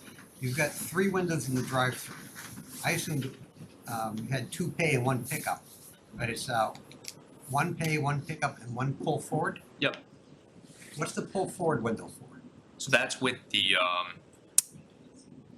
orders taking longer to get prepared, and that person at the first pickup window is waiting for the food. If Mhm. there's orders behind him or her that are ready, then they'll just tell them, hey, move up to the 3rd window, and then the next car can pull through, get their meal, turn out, and just kind of keeps the drive-through moving. So Okay, so what's the different distance between the pickup window and the pull forward? And will 40 that- feet. All right, 40 feet, so that'll put you at least 2 cars. Okay.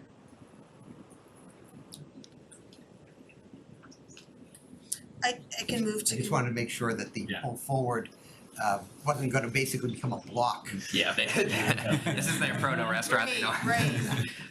They want to avoid that too. Alrighty, I'll move to continue the public hearing for the site plan application and special permit for 413 Main Street, McDonald's, to January 8th, 2024. Second. all those in favor? Great, Thank you. Thanks. be in touch. Sorry.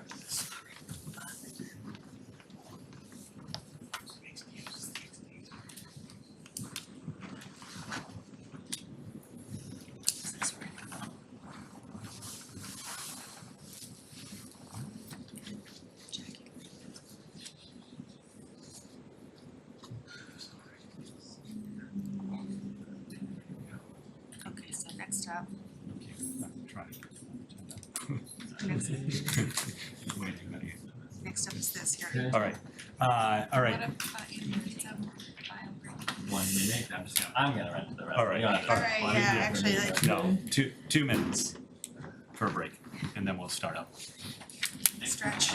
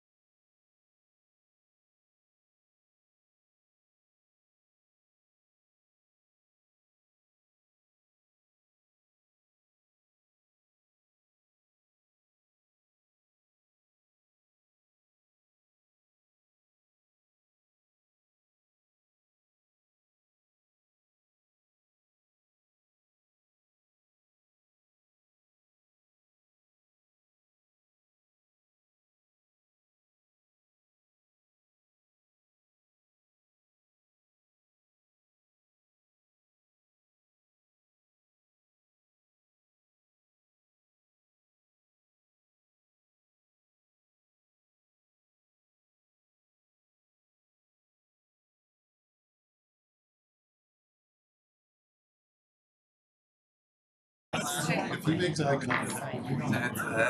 You good?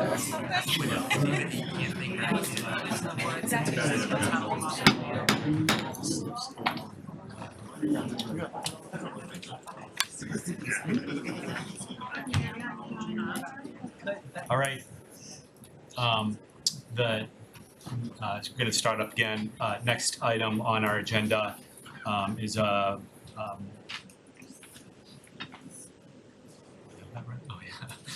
public hearing for a special permit, stormwater and site plan review for 252, 258, and 262 Main Street and 10 Pinevale Ave from BLV Reading LLC. And does someone? And real quick, there's a sign-in sheet going around. If you haven't signed it or it's in the corner, please do sign in. Just to remind all, if the board will stick to the normal practice, I'm assuming of that. The applicant will present their presentation, the board will provide comment and question, and then open to public comment. Please raise your hand for acknowledgement. Please state your name and address for the record. On Zoom, please use the raise hand feature if you can find it under reactions, or wave your hand if your video is on and we'll find you. And outside of that, You're up. Notice is hereby given that pursuant to MGL Chapter 40A, Section 9, under Reading zoning bylaw, Section 4.3, 4.4, 4.6, 5.3, and 5.6.7, Journal bylaw, Section 7.9, and Reading stormwater management and erosion control regulations, Section 4.5, the Community Planning and Development Commission, CPDC, will hold a public hearing on Monday, December 11, 2023 at 8 p.m. in the Select Board Meeting Room at Reading Town Hall, 16 Lowell Street, Reading, Mass., and through the remote and online measures below, to hear the special permit site plan review stormwater permit application submitted by BLVD Reading LLC for the property located at 252, 258, 262 Main Street and 10 Pinevale Ave, Assessors Map 11, lots 192, 193, 194, 196. The applicant is proposing to demolish the existing structures to construct a 4-story mixed-use building with family residential units, including affordable units, street-level commercial space, surface parking, outdoor programming space, and associated site improvements. A copy of the application and accompanying plans are available to the public at the town hall by appointment and the town website Thursday prior to the hearing. Thank you.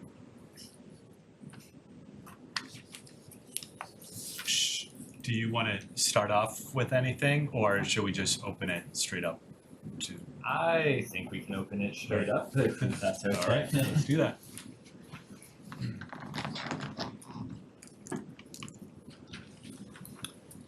Hello, I'm Christopher Latham, accompanied by Severio Fossanetti, engineer Carlton Quinn, architect Robert Passion, and traffic engineer Scott Thornton. We're here on behalf of the applicant, BLVD Reading LLC, who is seeking mixed-use special permit, site plan review, and storm. Can you speak up a little stormwater. bit? Sorry, I don't think they can hear you in the back. We can't hear you. We are here on behalf of the applicant, BLV Reading LLC, who is seeking a mixed-use special permit, site plan review, and stormwater permit application. Could you put the slides up?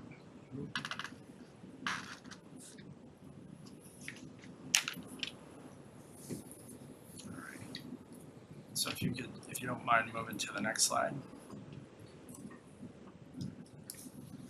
The applicant is proposing to redevelop 252, 258, 262 Main Street and 10 Pineville as a mixed-use project, which will meet or exceed the standards set in the 2019 mixed-use bylaw amendment. The project is a result of a complex assemblage of 4 contiguous lots located along South Main Street and the town of Reading's designated priority development area 2B. Together, the lots are over 1 acre in total area and are zoned primarily Business A and secondarily in the westerly portions S15. The project features 8,100 square feet of street-level retail space, which is 25% of the gross floor area as required by the mixed-use bylaw, and with 40 residential units on the second, third, and fourth floors, which will add 4 affordable units to the community's affordable housing inventory, constituting 10% of the residential units required by the mixed-use bylaw. For reference, this project will have the lowest housing units per acre density of any affordable mixed-use project in the town to date, with the next lowest density being the Postmark project at 52 units, which is almost 37% greater density than this project. If you could please go to the next slide. And if you would go to the next one as well. Please note that the town has identified South Main Street as an important community gateway. Likewise, the town has designated the area in which the lots are located as a priority development area, or PDA 2B, since they are positioned for prime visibility for commercial tenants and convenient access for residents to both the commuter rail, which is a 13-minute walk to the depot, and Route 128, which is just 0.6 miles away. Unlike downtown Reading, however, PDA 2B has historically been underutilized commercially and lacked significant investment, with very little development since the 2019 mixed-use bylaw amendment. As stated in the town of Reading's housing production plan, quote, "The town is interested in facilitating more retail and mixed-use development and implementing streetscape and road configurations that will enhance safety and the street's overall connectivity to the downtown," end quote. The applicant's proposed use project seeks to create such connectivity, as well as provide a diversity of integrated housing consistent with the town's 2006 master plan, Economic Development Action Plan 2016-2022, and the Town of Reading Housing Production Plan 2023 renewal. By complying with the mixed-use bylaw, this project will achieve the town's goals by creating more affordable housing, more equitable and accessible housing, including for aging and disabled populations who desperately need housing options in town, more retail space, and provides the town and abutters with more input than a 40B project. If you don't mind changing to the next slide. This project is primarily zoned as a business is primarily zoned Business A zoning district, where a variety of uses are allowed, from auto repair, food services, funeral services, are uses, animal hospitals, retail stores as examples. Uniquely, these lots are directly across Main Street from the 840 zoning district, which contains several dense housing properties, which make this immediate section of South Main Street a perfect fit for the mixed-use development. And with an integration of efficient housing that will be more likely to thrive with the support of nearby residents to support commerce. In other words, if there were ever a perfect location for a mixed-use development on South Main Street, this is it. If you could please go to the next slide. For reference, this is a slide as we see northerly view of South Main Street being a portion of the PDA 2B heading north up Main Street. To the left of the four properties constituting this, to the left of Main Street, the four properties constituting this project, where there are three existing egresses onto and from Main Street. In immediate proximity, we see a mix of uses, primarily multi-story single-use structures such as the new structure at 259 Main Street, as well as the Fantasia building. If you'd be good enough to go to the next slide, please. For reference, immediately abutting to the south of the locust, there's basically the former Carter and Coleman building, which is a multi-story office building. If you'd go to the next slide, please. For reference, just a few steps away across Pineville from the project heading on the north side, on the same side of Main Street as this project, is the Fantasia building, which is a three-story office building with retail on the first floor, such as Domino's, a dry cleaner, and a dentist, and with offices above on the second and third floors. If you could go to the next slide, thank you. For reference, across Main Street from the project is the Belmont Arms condominium, 237 Main Street, which is a dense housing property. If you go to the next one, thank you. For reference, across Main Street from the project and abutting the Belmont Arms condominium on the north is 259 Main Street. This project was recently constructed as 24 unit with 4 stories and no affordable housing and no commercial space.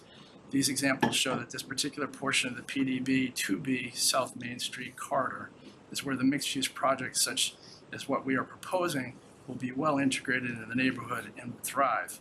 When the 2019 mixed-use bylaw was enacted by the town to try to address housing equality and drive commerce, it was with an eye on parcels and locations like this project that are located in the PDA 2B. You could please go to the next slide and then to the following. Thank you. Here we see the assembly of the 4 properties that constitute the locus for the project in their current condition. The 4 properties in the mixed-use project are 252, 258, and 262 Main Street, along with 10 Pineville. 252 Main Street is a non-conforming mixed-use property featuring a small first-floor office along with a second-floor apartment, and the property is in poor condition. 258 Main Street is cleared but previously used as a multi-story office building. It is mostly paved such that in the past it was used by the high school band to sell Christmas trees and raise money. Property had previously been approved by the Cpdc for a 4-story, 45-foot high office building and retail. 262 Main Street is a non-conforming vacant mixed-use property, previously an apartment with a small commercial space, previously used as a personal care services business. The property is not currently habitable. 10 Pineville is a single-family home. If you could go to the next slide, please. In total, there are 5 structures, including garages, with an average age of 96 years old, most of which utilize fossil fuels such as gas and delivered oil. None of the existing structures are energy efficient. If you could go to the next slide, please. And the next one. Thank you. Let's see.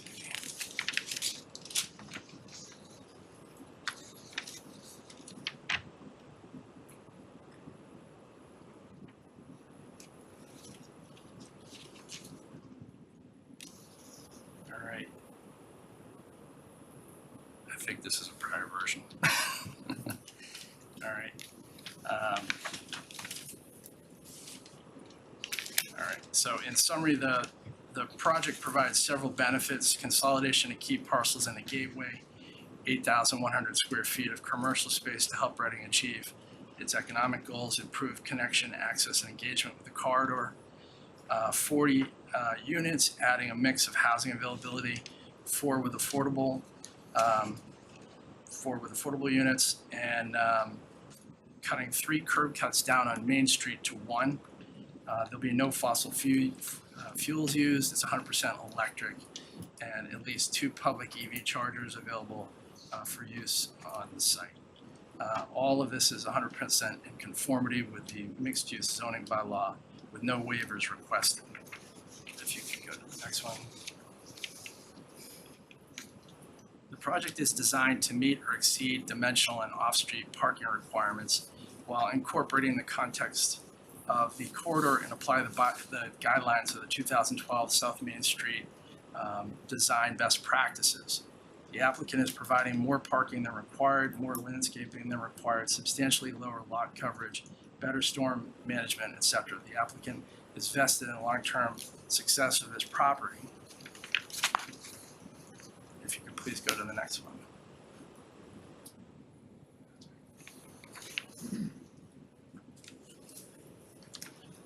The redevelopment project has over 247 feet of frontage along Main Street, and it's going to reduce the number of curb cuts from 3 to 1, thus improving safety and access. The topography is varied and complex, disconnecting the properties from the streetscape. So the proposed project will be lower and overall in grade to better connect with the streetscape and thus reduce the elevation. The existing structures only offer 1,000 foot of obsolete commercial space, but will be replaced with 8,100 square feet of commercial opportunity space. The existing structures only provide 3 housing units with no affordable housing units, over 46,000 square feet of land. This project proposes 1 energy efficient structure that will operate free of fossil fuels. The redevelopment will add a diversity of housing stock in addition with the 4 affordables. The project has 78 parking spaces where only 77 are required, of which 20% are designated compact parking. There'll be 2 public EV charging stations currently proposed. As I said, just one access or egress curb cut onto Main Street, 2 access points to enhance public safety, 20%, 28% open landscape area, including rear outdoor area for tenants to enjoy the open air, patio seating to engage and enliven the corridor, and the site will be lowered to better engage with the streetscape. If you could go to the next slide, please. As noted, the assemblage of lots creates topographical challenges as the lots are incongruent, a tremendous cost. The applicant is seeking to lower the site to better engage and enliven the streetscape. The south to north bottom of curb or gutter line elevations run from 97.1 feet to 94.6 feet, and the lot reaches a high as much as over 105 feet. Lowering the site will allow the entry of the building at 98 feet, which is a massive effort over the size and scale of the property. The effect will be more visually and aesthetically pleasing. If you could please go to the next slide. The feedback we had previously received from the Cpdc on prior projects on this property, and the town as to the site was that as a matter of public safety, the town preferred a circular connection with 2 means of access or egress. On observation throughout South Main Street corridor, corner commercial properties feature cross-street access where applicable. The town's master plan also states the goal of reducing curb cuts along Main Street. With these 2 expressed town preferences in mind and consistent with the town South Main Street design best practices, we've designed our access to align with the rest of the corridor and only 1 means of access on Main Street and the other means of access on the side street being Pineville.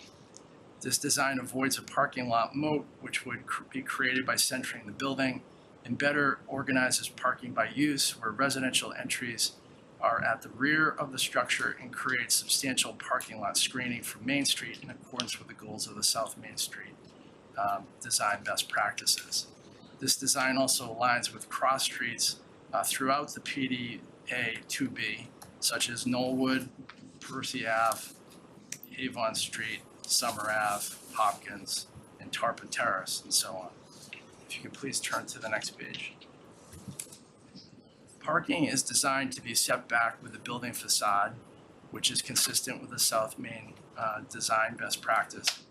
78 parking spaces are created, where 77 are required, and only 28% are compact, where 30 are allowed, 30% is allowed.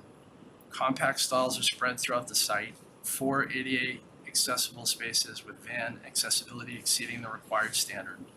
Public EV charging is available, as well as bicycle parking. The building location helps to screen nearly 58% of the parking spaces for Main Street, consistent with the South Main design best practices. If you could go to the next slide, please.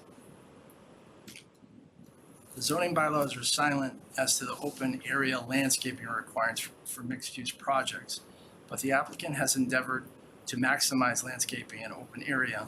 28% open space is provided, as well as hundreds of plantings. The landscaping plan utilizes 23 types of trees, shrubs, and ground cover and perennials, as well as 6-foot composite privacy fence surrounding the property. If you could go to the next slide, please. The applicant has prioritized a butter screening, make a substantial investment in landscaping. In regards to 12 Pineville, the dense planting area include arborvitae that will grow up to 30 feet tall. Along the parking lot, oak trees add rear-facing screening. In total, 37 plantings. In addition, a perimeter 6-foot or over 6-foot composite privacy fence. At 2 Pineville, there are 43 plantings line the perimeter, as well as a 6-foot plus composite fence. Go to the next screen, please. This is a rendering of the image of the rear of the amenity area between the parking lot and the Paper Street Star Road. If you could go to the next, thank you. The applicant recognizes that ongoing management is critical to abutter and community harmony. Matters of waste management, loading and access, and handling of snow are all important factors. Applicant will remain engaged in the management of the properties. At tremendous cost, stormwater has been designed to exceed the community's stated goal of achieving the 25-year flood mark. The project nearly achieves 100% reduction at the 100-year flood mark. This is a substantial improvement over the existing conditions, which does not offer any stormwater management, a clear benefit to the immediate neighborhood and the town. If you could go to the next screen, thank you. The project invests particular attention to waste management and pest control, which will be privately handled. The dumpster location, the pad is enclosed and located away from the residential butters near and beyond the loading zone. Commercial waste, the dumpster pad will be dedicated to commercial uses and handle up to 1,800 pounds per pickup. Residential waste, we've added an interior trash room for residents, which will add up to 1,200 pounds of capacity. Recycling and composting, in line with Massachusetts DEP's 2030 Solid Waste Master Plan, will seek to reduce disposal by making both composting and recycling available on a weekly schedule. The composting will be provided by Black Earth Composting, and I believe this is probably the first property on the scale in Reading to have composting in support of Reading and the DEP's initiatives. If you could go to the next slide, please. The site features 5,600 square feet of on-site snow storage, while any excess snow storage or snowfall will be taken off-site as necessary. If you could go to the next, thank you. In summary, the building consists of 4 stories, 45 feet tall, consistent and allowed by the bylaw, with 8,100 square feet of street-level commercial space that can be flexibly subdivided. 40 residential units on floors 2 and 4, that's consistent with the mixed-use bylaw. A mix of unit types ranging from studio to 2 bedrooms, adding to the community's dynamic mix of housing. It's going to be 0 fossil fuels, 100% electric, with an energy-efficient design. It uses all composite materials. If you could go to the next slide, thank you. The facade uses 3 different types of composite. The vintage wood composite panel, its cedar panels add a character and warmth to the structure while providing reference to the surrounding wood structures, wetlands, and hiking space. masonry composite panel, has a masonry look material and a focal point to create connection with the downtown, and concrete combosa composite panel. It adds a texture and depth. The fiber cement construction resists rotting, warping, pests, and will maintain color vibrancy for longer term.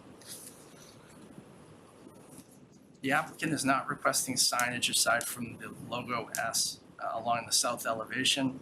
Tenant signage will utilize dark sky compliant gooseneck downlights. A signage bin is extended along the south elevation.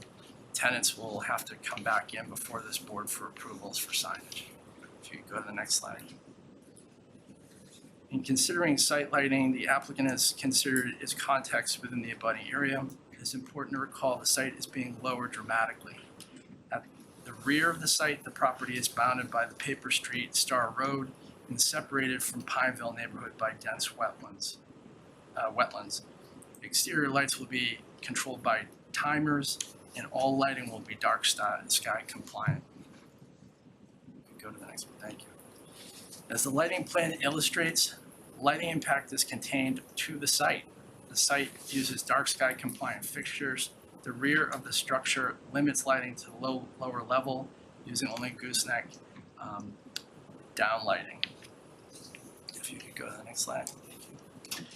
So now we'll go over show some elevations. Here's the Main Street elevation. You'll note that there is some landscaping that you can actually see on the north side of the structure. If you could go to the next elevation. This is the elevation at night. This is the rear elevation during the day from on-site on the southwest corner. And the same view, same position, but this is at night. This elevation view is from the southeast corner on the lot on Main Street during the day. And you'll notice the patio along the south side of the building tying into the parking and Main Street. And then we have this next picture that shows the same south elevation, southeast corner. And basically, this is during the night. Our next slides depict the shadow studies over 3 parts of the day, morning, noon, and evening on the summer and the winter solstices. And so this is 8 a.m. in the summer solstice, followed by 12 noon in the summer solstice, followed by 4 p.m. on the summer solstice. And the next slide is 8 a.m. in the winter solstice, followed by 12 noon on the winter solstice, followed by winter, 4 p.m. on the winter solstice. So with that all said, thank you for your patience and your time, and I'll step to the back and get away from the podium. Thank you.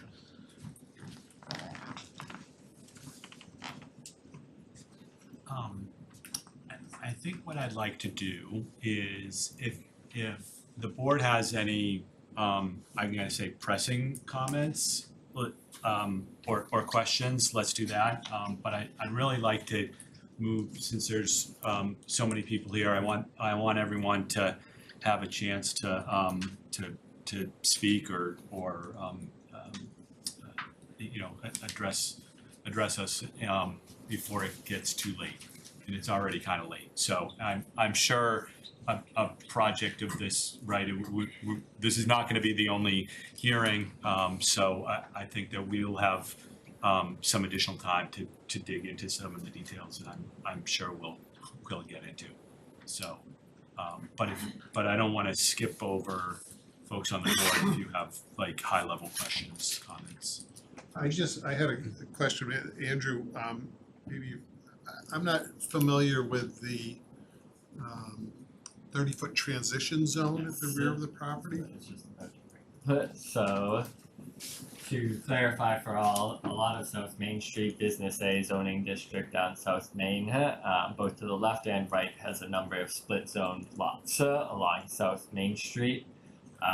Most of them are predominantly zoned Business A, but in the bylaw, there is an allowance when you have a split zoned lot in the zone that you front on, Business A Main Street, in this case for this particular site, you're allowed a 30-foot extension from where that split occurs on the lot. And that 30-foot extension can be used for the principal zoning district that the site fronts on. So in this case, where it's split zone business A and S15, a 30-foot extension from that split line can be applied, and that extension area is treated as business A, not S15. So in this particular case, I believe to the zoning extension line is where the parking limits are placed to. So typically, if you remember in the site across the street where they were split zoned and they couldn't use the transition or extension, they needed a special permit and or variance from zoning board for multifamily parking in an S15 zone. In this case, not to get too complex, but that, I guess, variance is not required because this is an allowed use in business A with the accessory use of parking also allowed in that zone. So the special permit is specific to the use of mixed use, which is in the table of uses in our bylaw. Special permits are discretionary, there are certain criterias for them, and they're just a step up, I guess, from site plan review. So, and on top of that, it triggered a stormwater permit for being over an acre, which relates back to the drainage. There is a conscom review with this. A portion of the site is within the 100-foot buffer, but we feel that given that the majority of the site is within the Cpdc's review, that the stormwater permit should lie with us, and that's why we noted it, and would have findings and conditions related to such in any type of decision if there were one. I think that's The only question I've got is, in terms of regrading, that site's elevated, how many yards are going off-site? And are you talking in-ground yards, or are you talking in-truck yards?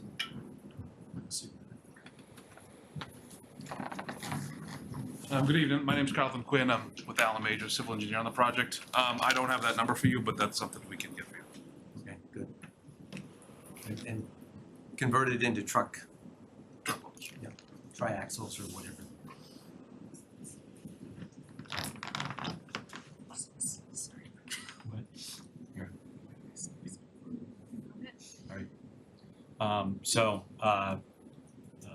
Feel free, questions, comments from anyone. If you come up, please use the stadium, use the name and address. yes, thank you. Or we can open it up to Yeah.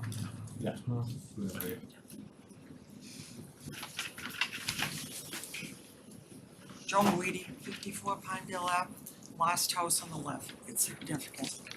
This is a pared down version of the letter I wrote to Andrew and delivered to him last week, and what I delivered to the conservation today and to the town manager. It's a historical perspective. I'm writing to express my total opposition to the development of on 252 to 262 Main and the attempt to tear down 10 Pineville and replace it with a two-way driveway onto Pineville. It is dangerous and outrageous. This whole project has a stench to it. I have lived at 54 Pineville since June 1973. This has always been a quiet and safe neighborhood. In 1989, Jiffy Lube tried to set up shop at the corner of Main and Knollwood. The neighborhood came together, as it has tonight, to protest, and the project was abandoned. In 1994, Carter and Coleman were allowed to build on the corner of Main and Knollwood, but not after many meetings with the neighborhood, the town, and the Conservation Committee to make sure they complied with all the regulations. And they have been honest brokers. They're an office building that operates 9 to 5, Monday through Friday, and not on the weekends. So there's no interference with the tranquility of my neighborhood. Pineville is home to the Pineville Conservation Trail. The neighborhood is surrounded by wetlands. It is home to a variety of wildlife. This natural area needs to be respected. Right now, entering and exiting Pineville is always a safety issue. The dental office poses a problem both coming into and leaving Pineville. There is always overflow parking on Pineville. This project will only exacerbate this problem. If this project is approved, It will invade the privacy and reduce the safety and tranquility of the residents of Pineville. I implore you to take the needs and concerns of the residents of Pineville into consideration when looking at this project. Respectfully submitted, Joan Guidi.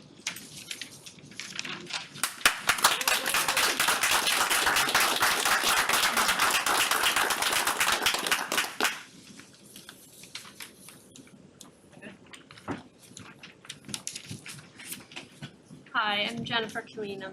I think I'm at work or something. I am the homeowner at 12 Pineville Ave. So I really wanted to speak with you all tonight in two capacities. One is in a butter who would have the most negative impact at 12 Pineville Avenue if this were to be approved, but also as a representative for the whole Pineville Ave community. Together, we respectfully but forcefully oppose this development at 258 Main Street. For the benefit of the commission, we're trying to organize our comments tonight so that we're not here all evening. But before we do share our concerns, we did want to introduce you to our neighborhood. And we think that it's important for you to know that a high percentage of our homeowners are also public service workers. Out of the 23 homes, we have 3 firefighters, a police officer, 3 social workers, current and former teachers, crisis workers, a former chaplain, and other state government employees. So we spend our days contributing to our communities by trying to improve our communities and also by keeping people safe. And professionally, I think our whole community is always trying to assist other people. And because of that, we ask you to keep intact our very peaceful and cohesive residential neighborhood. We also have more than 20 children living on our street, many of whom are under the age of 10 and socialize and bike ride on the street all of the time. We have lifelong residents who live there and have lived on the street for decades, and we have a diverse population spanning different ages, nationalities, backgrounds, and experiences. And we hope that would be encouraged by the town and that you would want to help keep our community intact. We are a unified community determined to push back against this development at 258 Main Street. Specifically to my property, and as reflected in my letter to the Development Commission, I have many concerns. It's certainly upsetting to lose the tranquility of my own backyard, regardless of the size of the development. It will bring with it noise and light pollution. It will bring with it negative impacts to the natural ecosystem.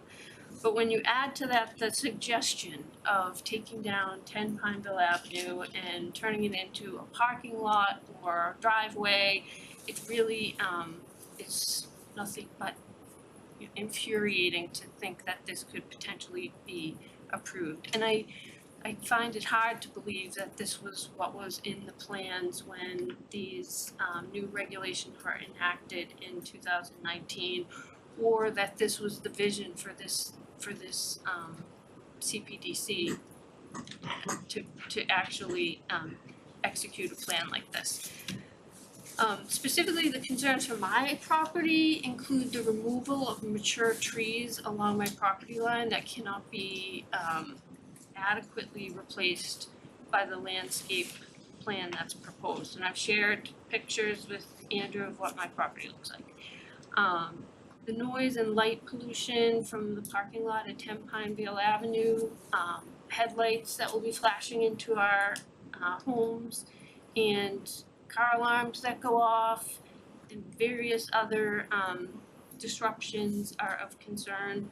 The stockade fence on the property line between 10 and 12 Pineville Ave will impede snow removal for my property specifically, in addition to not providing an adequate noise buffer considering an entire house will have been removed, and we're already kind of contending with the noise of Main Street. And I also shared with Andrew, which I assume he has shared with all of the members, just kind of the video of what we experience on a day-to-day basis just from the activity behind 274 Main Street, the Fantasia building. The S15 lot behind my home being used as an amenities area for the development and for snow removal also raises the concerns about increased noise, lighting, and definitely flooding, which is something I've spoken with Andrew about, just that having that lot be a primary snow removal area would be, we're already in a high water table, we're prone to flooding as it is. The parking on Pineville Avenue, the parking proposed for the development, although it meets what is required by zoning, is of concern to us, knowing that, things have changed since 2019, people are working from home, people, we've talked about this, but I hear you loud and clear, this is what is required of the developer. However, there's no place else to park once once that lot is full. And overflow parking on Pineville Avenue would be, would completely change the feel of our neighborhood, and it would put the children on our street at risk. This just came to my attention, but the creation of a heat island with all of this pavement that will be going in this particular property is of concern to us, especially as it relates to air quality. We have children with asthma in the neighborhood, and I'm not fully aware of the other negative impacts it has on other properties, but it's certainly concerning to us. So in summary, we feel, the whole neighborhood feels, the property is just simply too large for this acre, just over an acre of land. And the idea that, cutting 3 curb cuts on Main Street to 1 at the detriment of Pineville Ave by making that an entry point is concerning to us. And we believe that if the only way to keep entry points on Main Street is to make the building smaller or fewer units, then that should be the directive of the Cpdc. And together, we ask that you deny the special permit based on 9 of the 12 criteria, and we've put together our neighborhood comments, which we'd be happy to share with you. Everyone in the audience has a copy of them. I'm now going to pass it on to my neighbor Linda, who represents both 7 and 11 Pinevale, and can share some present day knowledge of the challenges that they experience being located behind abutting 274 Main Street, which we anticipate will be a problem at 258 Main Street as well. Thank you. You good?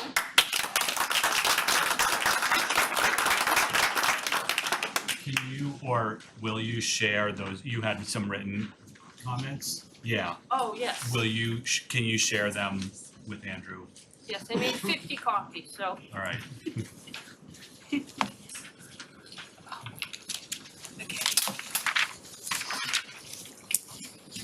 My name's Linda McKenzie. I am at 7 Pinevale Ave, and as of this month, I will have been at that address for 40 years. It's embarrassed to say, but it's my home. And as Jen said, it feels very threatened right now. So I would also like to express my opposition to the development.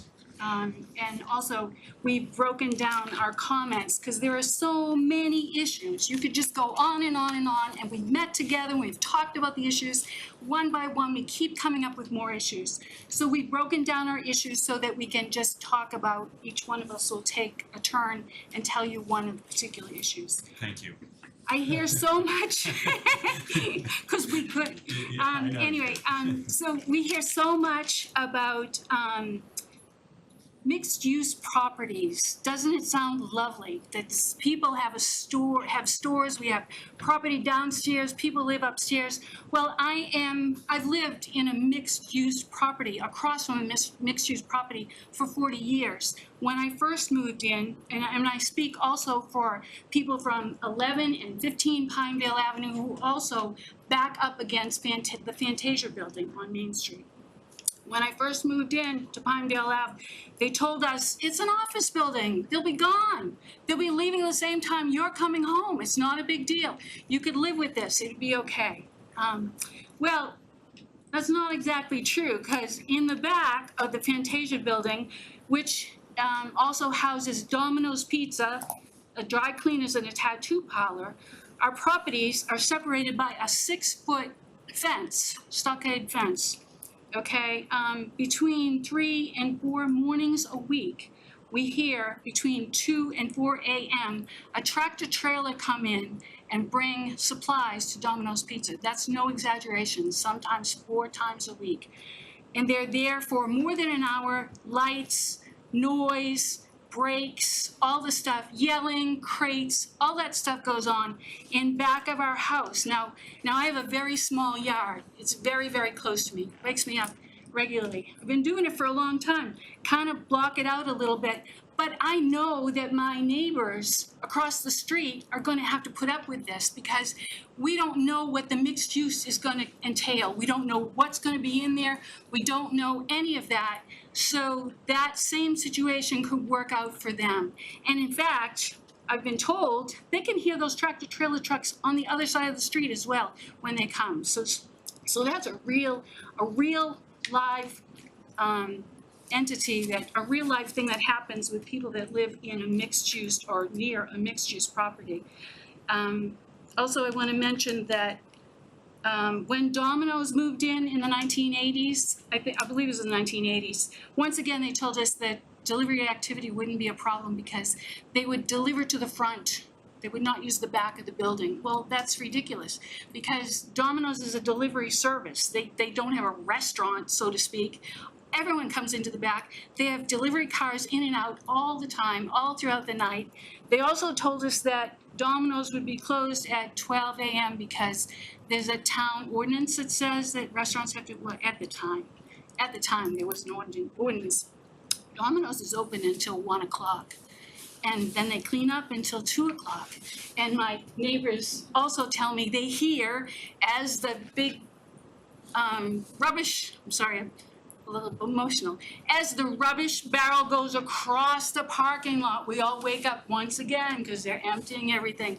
It's an ongoing thing, that something is a very real thing and not just like a theory of a wonderful idea. So we want to talk about that. And I want to save my neighbors from the same kind of situation, because what will happen is some kind of delivery service will have to come in. Then we also have dumpster services that come in, and then sometimes 4 or 5 o'clock in the morning to empty the dumpster. There's all kinds of activity that goes back there. I don't want to miss any. Oh, this past summer, a truck on 2 different occasions, 2 different trucks on 2 different occasions, backed into my stockade fence, made a giant hole in the fence, knocked over the post, made my yard unusable for 2 months in the summer. I just had a new dog. We just put up a side fence on either side so it would be enclosed, it would be a safe place for my dog. We weren't able to use it because we had to wait for the fence to be repaired. So stockade fence, I laugh at stockade fence because they come down, they're not safe. And when I had small children, I used to worry about it too, because my kids would be out in the yard and I didn't know what was gonna happen because there was this activity going in the back, always. So that's another part of it you don't want to miss. Oh, and then there's also the fact that because it's Domino's Pizza, we have little animals that live in our neighborhood, and I won't necessarily say which kind, but we've seen rats on our street, which I did report to the Board of Health, and they told me they were like watching out for them. They're kind of, keeping track of them. We find pizza pizza crust, pizza slices on my rose bush. I have a pizza rose bush. So pretty much, it sounds funny that there's pieces of pizza all over our yards, but the unfunny part is it's garbage. There's garbage being dragged into our house, into our neighborhood, and it's coming from behind us, and we don't have any control over that. So food in a different situation is not a good thing in a mixed-use environment also. I guess probably that's it. I guess the last part was this morning, was we had that heavy rain this morning, and the back parking lot at Fantasia's building was completely flooded. There's a drain there, and the drain gets stopped up. When the drain gets stopped up, the water floods the parking lot, and the parking lot overflows into our backyards. And there's also there's a brook back there. There's part of the wetlands, which is on either side of this project. There's a wetlands on this side, there's one on this side. And so this is very much a real part of our neighborhood. We are a wetlands. We have moss growing in our lawns. It's a wet place. So the flooding was this morning, but it's not unusual. It's something that happens pretty regularly. And some people suffer more than others. It goes into people's basements, and we know water in your basement destroys your house. So there's a lot to think about there, but when we talk about mixed use, we have to think about the reality of it. And I hope that you will think about it seriously, because this project is gonna really destroy our neighborhood. I also sent a letter to you with my other issues too, so, but there are just so many issues still. I thank you.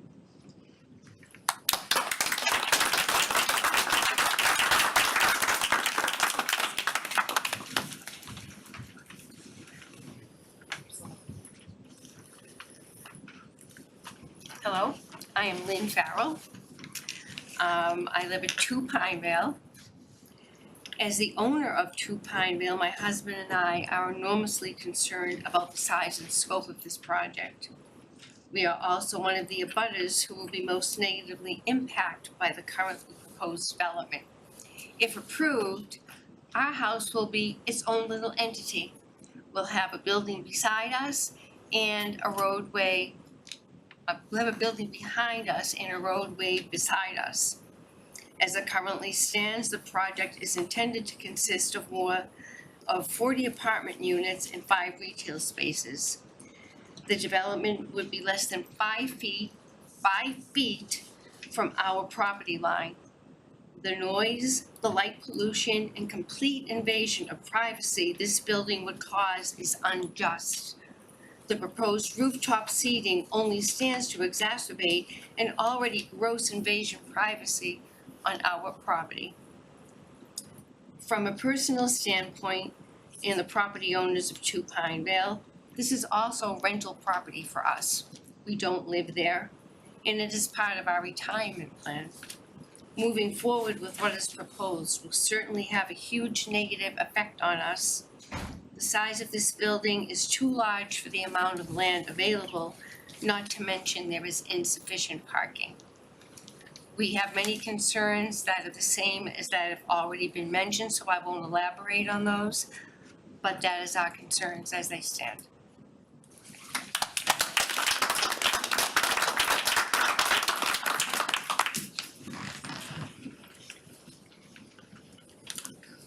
Hello, my name's Maureen Hart. I'm actually the occupant of 2 Pinevale as renters from the Farrells.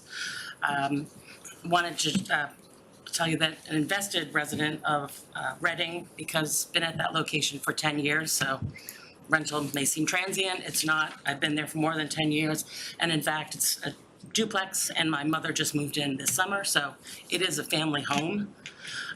Because we were in town because of relatives in town. We are concerned about the size and scope of the building. The negative impact is specific to us on a daily basis, 24/7, 365 days a year. The demonstration, the presentation showed that peak of summer, there may not be a shadow on the home. The summer solstice was mentioned. But because it's a 4-story building that is taller than the house. And it runs the full length of the 2 Pinevale lot. And it is 5 feet from the property line. It is only 20 feet between the 2 buildings.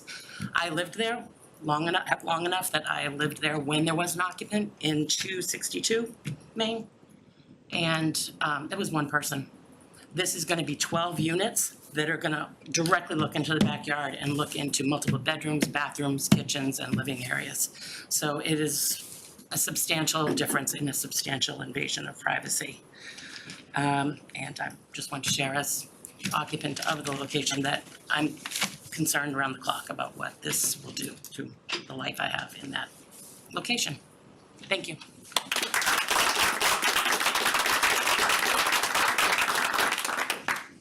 Hi, Patricia McCarty. I live at 43 Pineville Ave.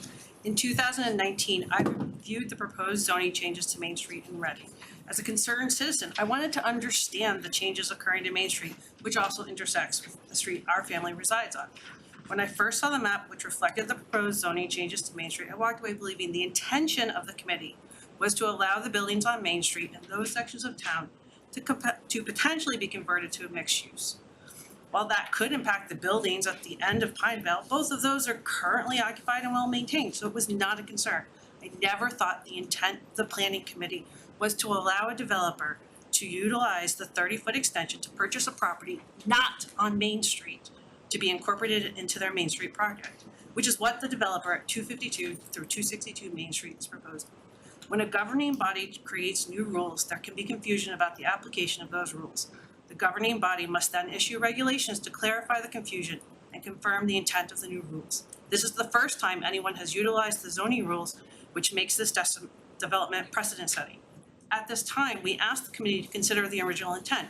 Did they intend for a developer to utilize the 30-foot extension of the new zoning area to purchase a single-family residence not on Main Street, to tear it down to create an entrance for a property on Main Street? We all want the development of Main Street to be amazing, something beautiful, but not at the cost of the cozy feel of our neighborhoods, and that starts with streets like Pineville Ave. Again, we ask that you send a clear message that our neighborhoods are important, that this was not your intention, and tell the developer to start over again with a proposal that respects our neighborhoods. Thank you.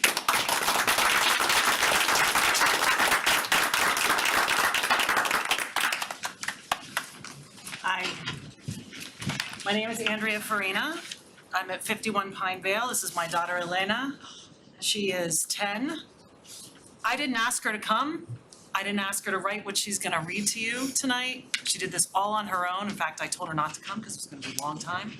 And she insisted. So I'm gonna say my thing first, and then she has a few things she'd like to say.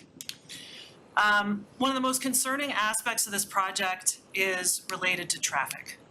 The traffic that we anticipate as a result of the driveway that is going to access Pineville Avenue.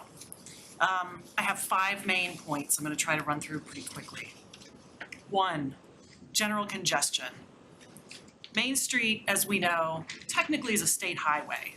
And frankly, at the point where we live and Pineville intersects, it acts much more like a highway than it does a Main Street in a center of town. Entering and exiting Pineville has already been negatively impacted by the development across the street at 269 Main, where cars have to carefully negotiate exiting. So one person's exiting from there, we're exiting from Pineville onto a state highway where we need to get up to speed quickly sometimes to be able to exit safely. We have to be very careful to avoid an accident, and more two-way traffic in and out of that access point is going to create additional challenges. So that's point 1. Point 2, how is it that renters and customers get priority access? What I mean by that is, because the way that the driveway intersects on Pineville Avenue, anybody who's coming out of the driveway from this development and onto Pineville to exit onto Main Street, because there's no other place to go, gets to Main Street to turn before basically any other resident of the actual Pineville Avenue. Whether that's me down at the end, or Dan and Doreen down at the end, or Joan, or somebody who's 3 houses in. They don't live on our street, they get priority access, which means we need to sit behind them to exit our street to be able to get to work, take the kids to school, and do all of those things. So the renters and customers of the new building also will have 2 means of access, an entry and exit. Pineville Avenue is a dead-end street. we have no other means of access or entry than on Main Street. So it will create backups and be problematic in that way. I'd also like to point out, as one of the only dead-end streets in the vicinity, we also have not only a dead end, but it's a very tight dead end. So we have a lot of traffic that will come up today with people who are coming off of Main Street thinking they're gonna cut through and zoom through to cut off traffic or to get somewhere. And they fly down the street, problem one. Two, I think there are 3 signs at the beginning that say it's a dead end that people don't apparently notice. Or if they do notice and they think, well, I'll just get to the end and turn around, what they find at the end is a hard thing to turn around on. What they find is our house, is Joan's house, is Dan's house, is Caitlin's house.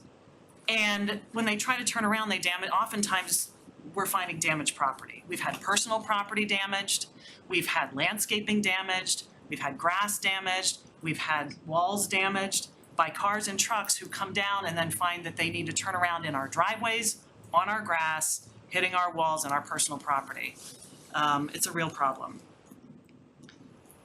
Finally, with one means of access, we have no means of accessing a broader neighborhood.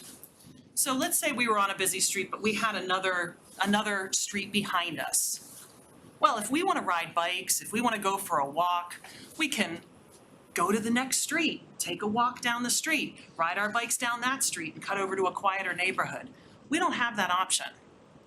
The only option we have is Pinevale Avenue or Main Street.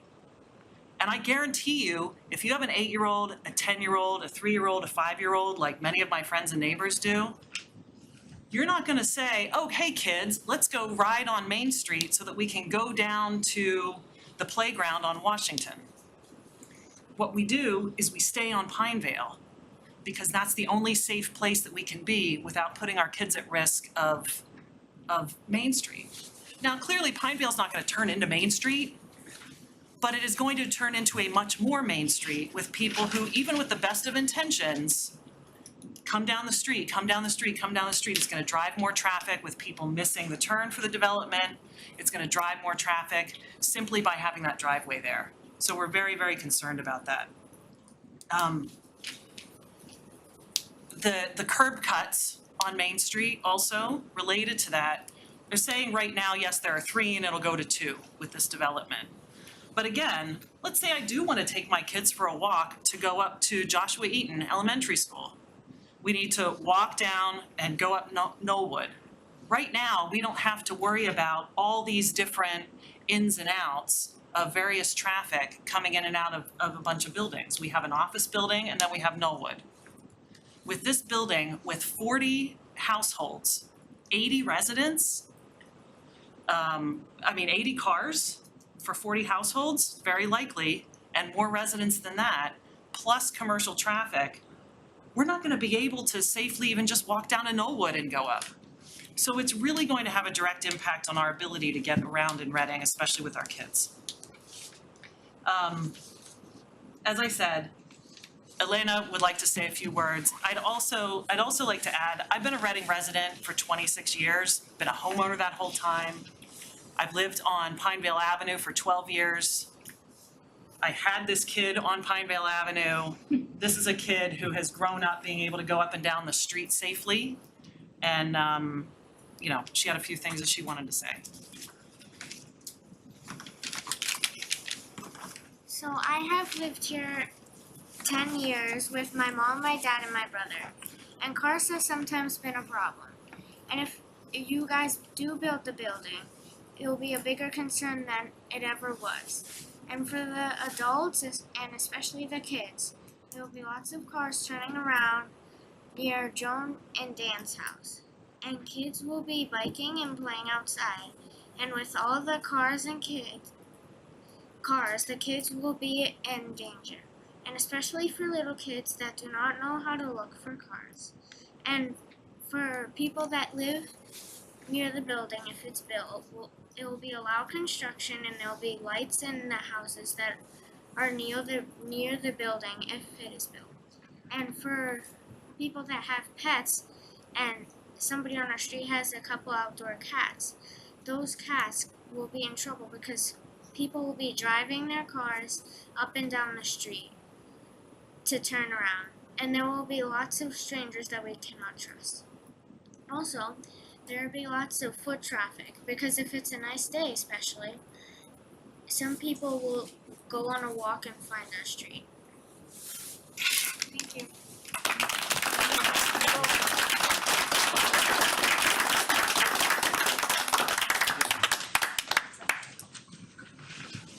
Anyone want to follow that? Yeah.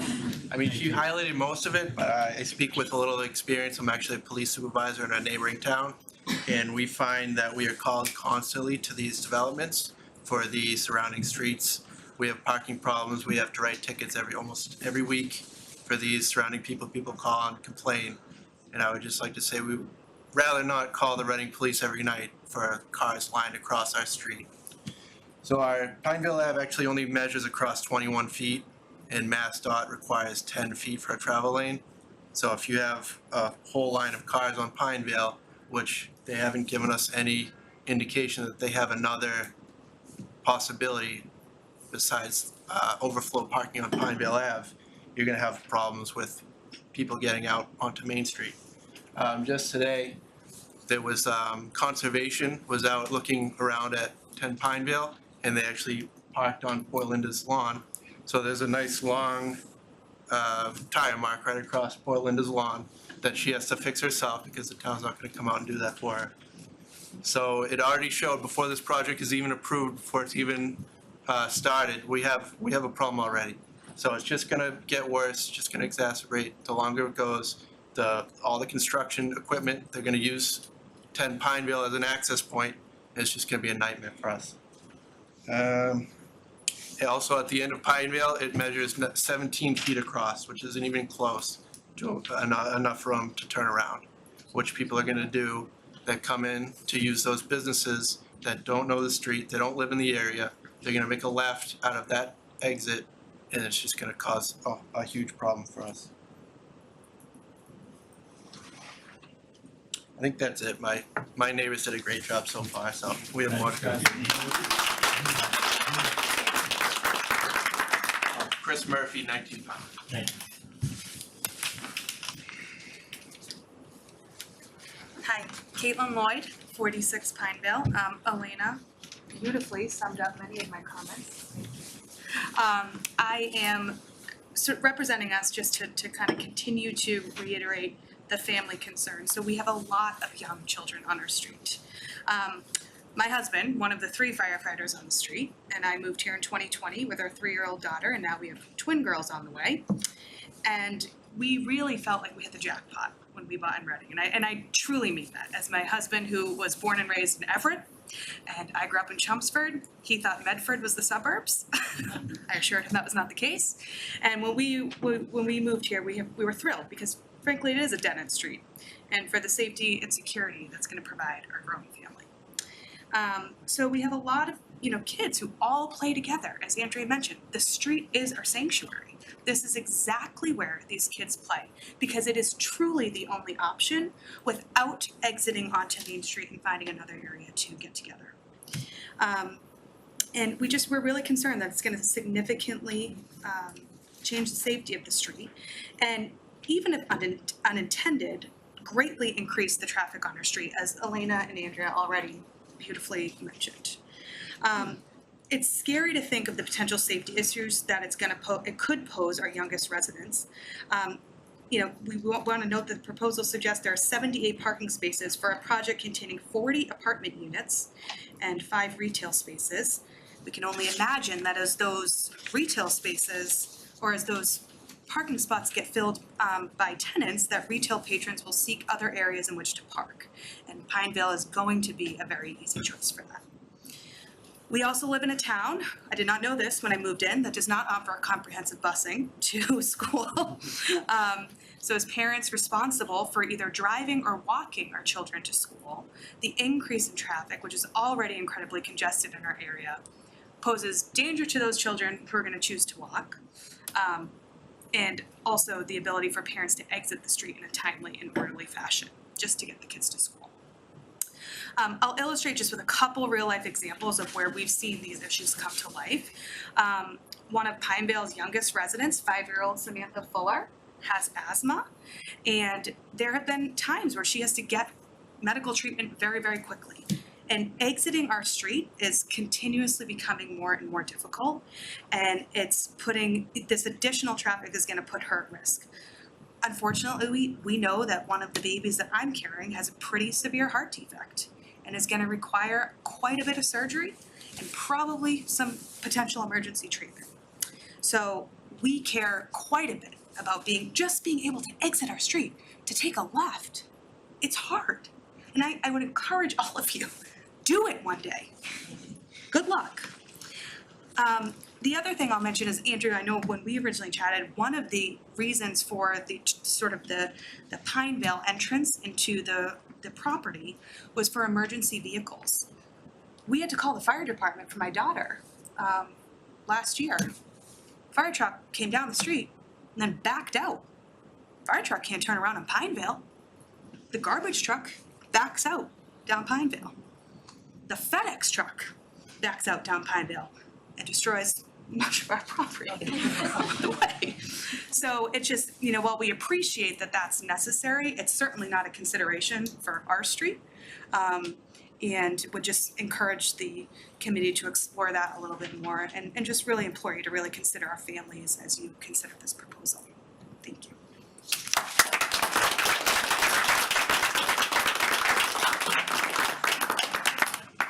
We do have a raised hand on Zoom that be cognizant of that as well. Sorry. No, we'll have you speak, but then we'll go to, we're gonna go to someone that's on Zoom. Okay. Hi, my name is Sarah Fuller, and I, along with my husband Jamal Fuller, we are the homeowners and residents of 24 Pineville Ave. We also have 3 daughters, Alita, who is 6, Samantha, Caitlin mentioned, who's 5, and Hannah, who is 2. Addressing special permit granting criteria number 3, which states the proposed use will not constitute a nuisance due to air and water pollution, flood, noise, dust, vibration, lights, or visibly offensive structures and accessories. We have grave concerns about the impact of this project on the well-being of residents of Pinevale and the surrounding neighborhoods, as well as the impact on the environment. Contrary to what this presentation said, not all of our homes are separated by woods and wetlands. Some of us, including the back of my home, will have a direct line of sight to the back of this property. Lighting would impact our homes. It would come into our homes and impact our ability to sleep and impact our quality of life. Not only by parking lights, but also by just the sheer lights of a very tall building. The parking lot and amenity space lighting particularly will directly impact our girl's bedroom, which is in the back corner, which faces that building, making sleep difficult. Noise from a busy parking lot and the emptying of dumpsters, which will need to occur very frequently with the expected occupancy of this development, could constitute a nuisance by disrupting our quiet enjoyment, interrupting sleep, particularly for our children. And I don't know if any of you have tried to keep a 6-year-old, a 5-year-old, and a 2-year-old girl asleep, but it's not easy. And I'd like that to be considered. I provided my letter to Andrew in advance, which is hopefully included in your packet. Several studies detailing the concerns for light and noise pollution on wetland ecosystems, which abuts this proposed project. The woods and wetlands surrounding this project are home to an abundance of wildlife, including deer, foxes, owls, bats, frogs, and so much more. Research shows that light and noise pollution will impact the balance and rhythm of this delicate ecosystem by decreasing populations of key predators like bats, which keep our mosquito population at bay, and owls, which keep our rodent population at bay. And even dark sky light approved lights do impact bats and owls and other creatures which live in this area. Rats will be of particular concern, as I said. given the massive increase in waste created by over 35 units and 5 businesses. And I also have questions regarding the private management of pests that was mentioned in the proposal. What chemicals will be used and how? With the water runoff from this property into our neighborhood, will chemicals run off with the water as they are trying to manage the rodents that will come with such a massive waste management system? How will we know what chemicals will be used and if they will impact the wildlife in the wetlands, our pets, my dog Maxwell, and our children as they play in this environment? We are also concerned about the impact of this development on the water table, especially given the abundance of standing water that currently exists between the development and the homes on Pineville behind it.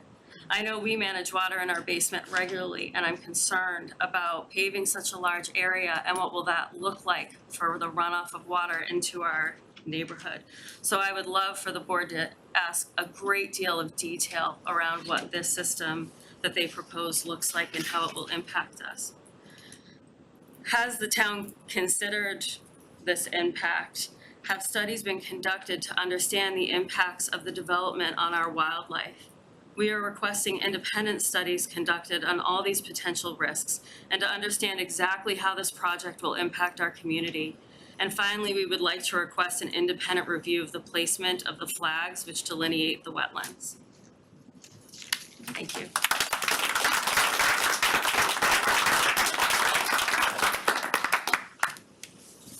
Was someone else up next? Because, all right, we're gonna go to someone that's on Zoom right now, and then.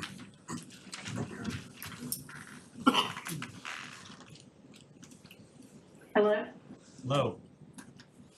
Hi, Angela Binda.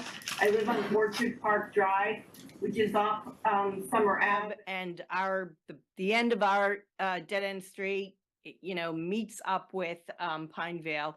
I'm a longtime town meeting member, and I received an email from a Pineville resident.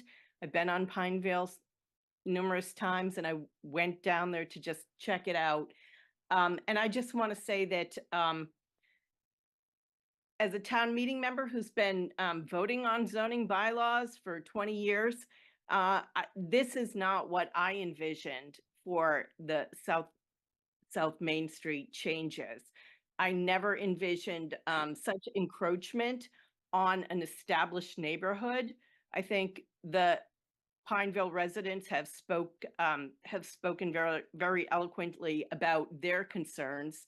I just saw it and I thought, I can't imagine tearing down that beautiful house and putting up a parking lot. Who would want to live, who would want to see that happen? So I support the Pineville residents. I think a lot of people, when they start hearing about this, I'm in Precinct 5. I know people in Precinct 5 in my neighborhood are starting to talk about this. So I support the Pineville neighborhood, and I do not support a development that encroaches on an established neighborhood like that. Thank you.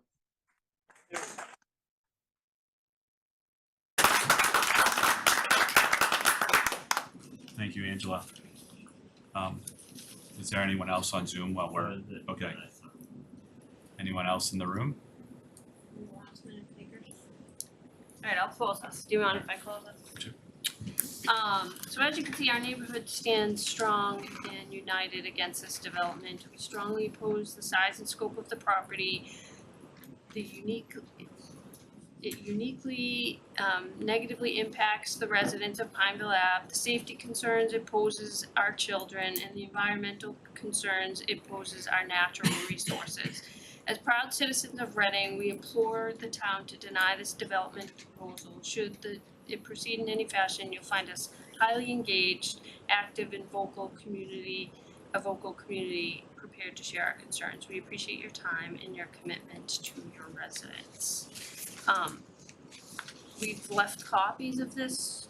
Do you want me to review it, or would you rather just keep copies of it? Yeah, I think, right, we have copies. We'll review it. Yeah, there's a lot there, so.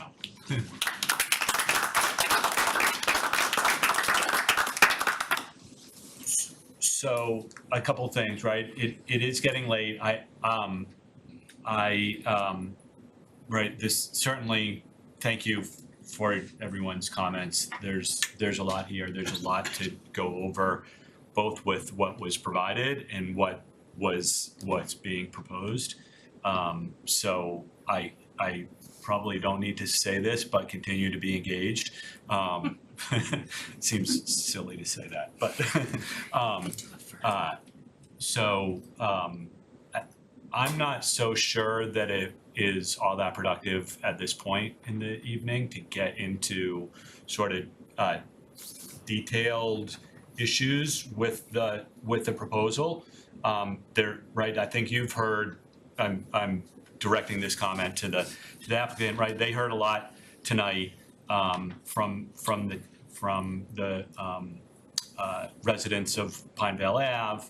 I think there's a lot there that I guess I would second a lot of that, and I'm sure that the board feels the same. So, I know you have notes, and some of those things to address.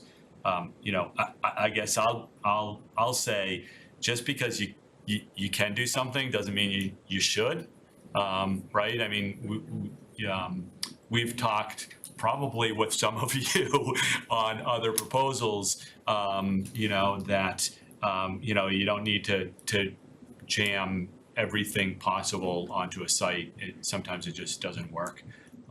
That seems like what may be going on here. There's a lot being proposed for that 1 acre. So think about what you've heard and sort of what could be done. I don't know, any other? I know from my perspective, and I've taken a lot of notes and listened to everybody and read a lot of the residents' comments. And I'd appreciate the opportunity to sit down and organize my thoughts before I brought some of my questions and comments.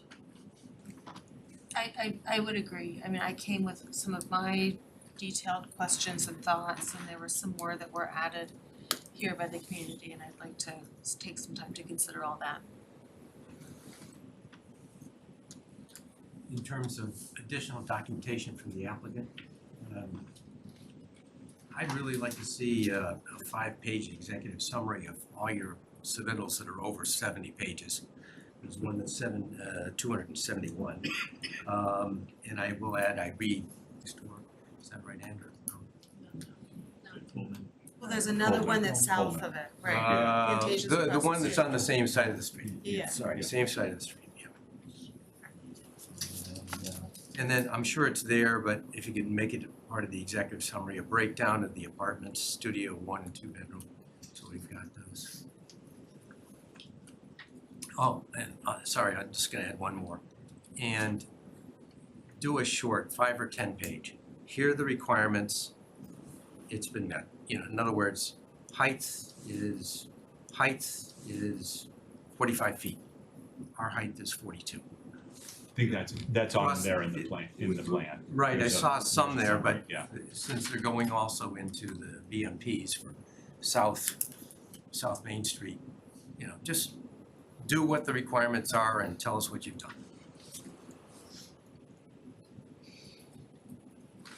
One of the other comments, that may be too soon for this, but construction impacts. I know, we had a 6-home subdivision done on my street recently, and for about 2 years it was all you heard was trucks and noise, and so very disruptive. In a project like this, I'm sure it's going to be more than 2 years, and more disruption in some single-family homes. So at some point, we need to get an idea of what the construction schedule is and how the impacts on the neighborhood are mitigated. Yeah, if and when we get to that point, we'll need to have the chief of police come and talk about that. So.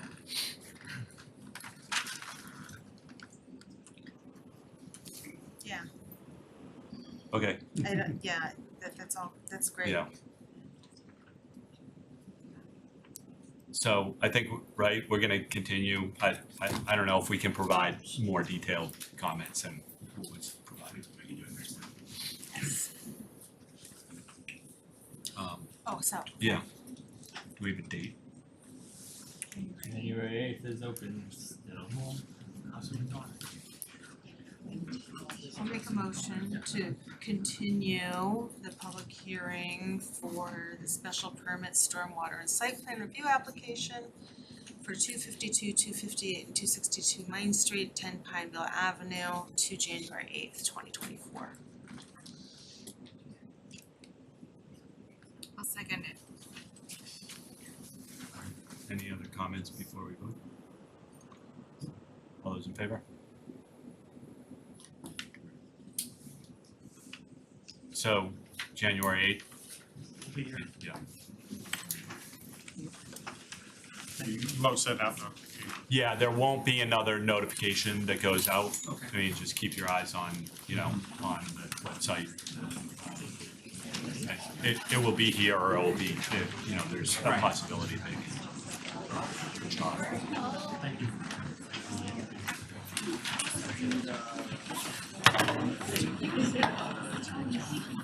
That's a good choice. Good night. couple minutes, 3 minutes for the, what? And to give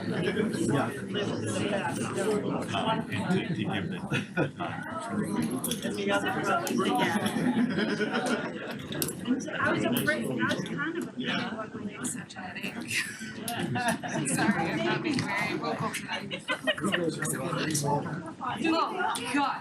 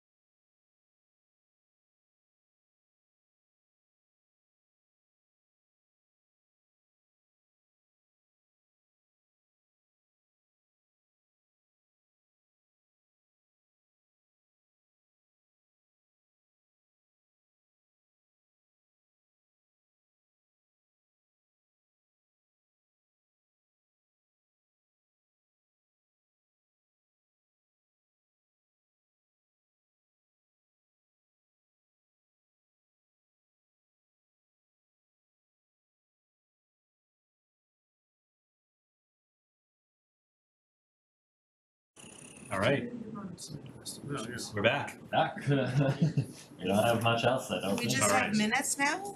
Yeah. Actually, we're earlier than that. Yeah.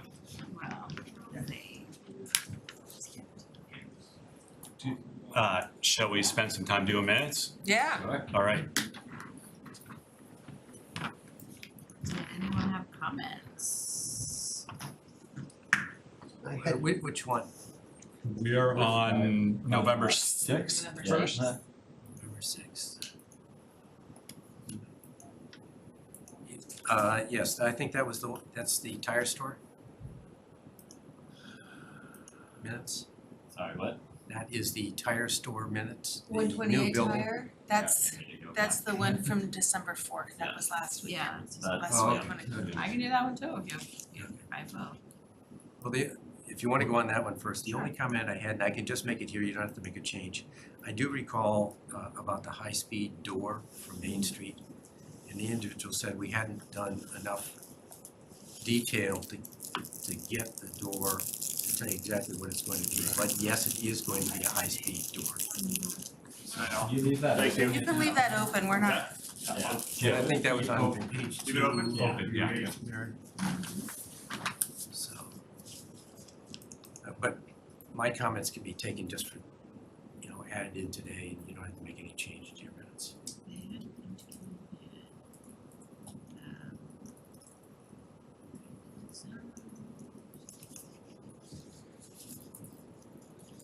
So your point was that they hadn't designed it yet, but they were planning on making it high speed?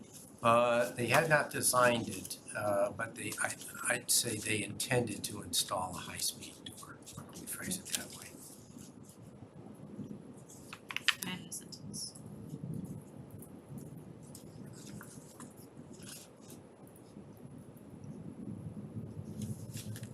Anyone else?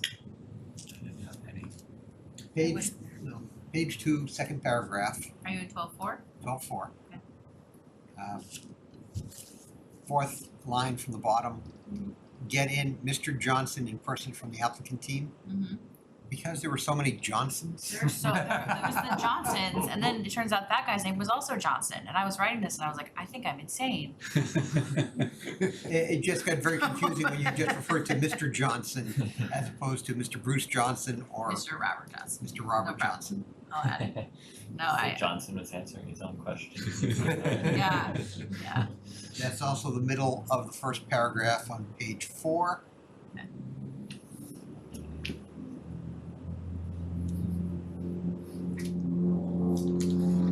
I hate to do this to you, Mr. but Bruce, that one's Bruce. Okay. What else? page 3, the third paragraph from the bottom, the last sentence. Parking in front of the development, and we're on low traffic streets, not on a busy street with little parking opportunity. I think the actual comment was that are on abutting streets with low traffic, as opposed to, because all of them are on Main Street or on busy streets, but all the others have a side street that they abut that has lower traffic.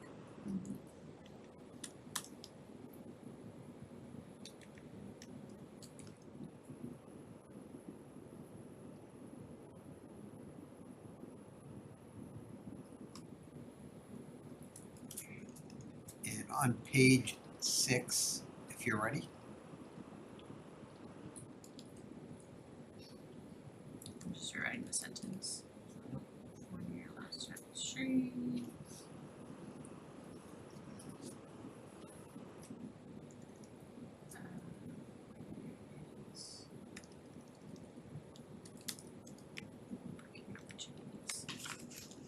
Okay. Next one, what else? Page 6, fourth paragraph. Second from the last line. At the end of the line, in the future, and that the request to leave it as is for now came staff discussions with. I don't quite understand that line. It's on lots along South Main Street, there was discussion about unsplit zoning business A in the future. And that the request to leave it as is for now. Oh, came from staff I was discussion. like, I'm missing a word, I know I am, came Okay. from staff discussions, perfect. Okay. That's all I had for 12.4.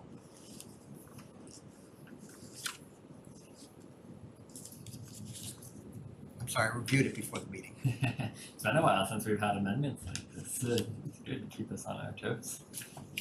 Well, when you throw a McDonald's and a 52 Main Street at us, we don't have time to read the minutes. Just try not to get behind, honestly. We have the minutes every single week. You're doing an excellent job. Yeah. For conservation, we used to do like 5 at a time every, 3 months or something. We've been there. So on page 6 of 12.4? yes. Page 6. The third from the last paragraph. Okay. In the last sentence, there's the word taken twice. He wouldn't have not taken Woodward or would not have taken the others, or yeah. It should be included. Not have included, yes. Or would have taken the other side. Well, then you're adding included twice too. Yeah, no, that's fine. Yeah, well, right. If you want to wordsmith, that's fine, right? Like, but the idea that it, right, that it would, where it, Yes. this has a different Gotcha. meaning. Got it?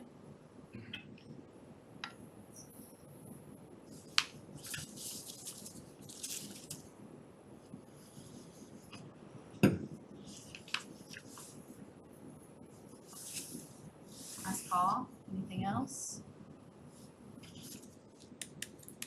Motion to approve the minutes from 12:4 as amended. Second? All those in favor? Abstaining? All right. If you want to vote, now you can. Vote, okay. You can vote, you were there.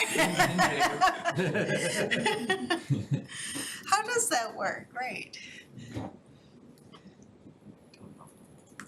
I don't think you have to abstain if you're absent, but you don't need it to be fine. I always do, okay. Yeah, it's fine. So if any member of the board decides that they wish to abstain or not vote on a question, then the chair has the authority to appoint the associate member as a voting member for that vote. All right, Do you wanna vote? so done. No, we'll just keep it as is if we did it. So we're moving on to November 6th, which is dramatically shorter. I read that the first time they came out, and they didn't have anything. Yeah. And I have no changes. No changes. Cool. I have no changes. Motion to approve the minutes from November 6th. Second? All those in favor? We don't have any other business for Alright. you guys. I have a question on MBTA communities. Yeah, So I was reading tonight's newspaper that Winchester is just starting yeah, because they're behind the 8 ball. yeah. They're not efficient like we are. Anyhow, I asked my predecessor in air what they were doing, and he says, we haven't even started talking about it yet. Few communities, you know, with different styles of governments that meet maybe more regularly than a town meeting. The town Might. planner retired, they just Yeah. got a new guy, and Wilmington's been doing a lot of work in the background. They have a weird case of like a flood zone that has certain requirements in terms of lot coverage that can't really be accounted for in the state's tool. So they've been going back and forth with the state, and says I wouldn't say they haven't started. They've been, but did you have a question? Sorry. I had a question, sorry. In the newspaper, they referred to a multifamily that would meet the requirements as including more than one building on the lot. I thought the rule was basically that you could have more than one building, but each building had to have a minimum of 3 residential units. So the way the state defines multifamily is quite odd. We've actually been working through it as we tried to propose our amendments to the bylaw and if we want to include their definition, but their definition says it's 3 units or more in a structure, or at least two structures, each having at least 1 unit. And to me, that means you could have 2 single unit structures, and that's 2 units. So that doesn't really add up with like the 3 unit definition of a single structure. So you can have multiple structures. I guess under the state definition, it's minimum of 2 units total. For us, I think, I guess that's the conversation we'll have. Do we want to include a similar definition? Do we not? We've been exploring, right, the potential of multiple structures on a lot. Could it be 2 maximum structures unless it's a cottage style development or similar? We've reached out to fire and engineering on driveway rules and regs, code separations and needs for that. There's some question and concern there, so I think the multiple structures will be an area of discussion in the bylaw itself and how we adequately allow for such if desired or not. So TBD, I guess, for future public hearing discussion. Yeah, I would just say to add to that, we've heard from people who are interested in adding units that they want to add an additional structure at the rear of their property. That would be their prefer, if it was allowed, that would be their preference, right? And we think conceptually that's nice, right? Because you keep the existing character of the neighborhood, you're keeping the front house, and then you're just adding something in the back. So I think ideally we would like to find a way to make it work.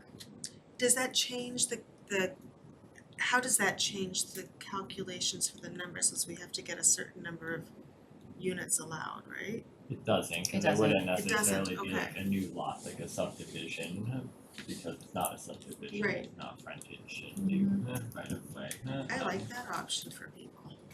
Yeah, I think last week we gave the example of 22 and 24 Elliott, and it's not perfect in terms of what a new development could be or would be needed to require, but it's one structure behind the other without frontage. I think that introduces some weird things if there's a possibility that those can then be subdivided and they can be in separate ownership.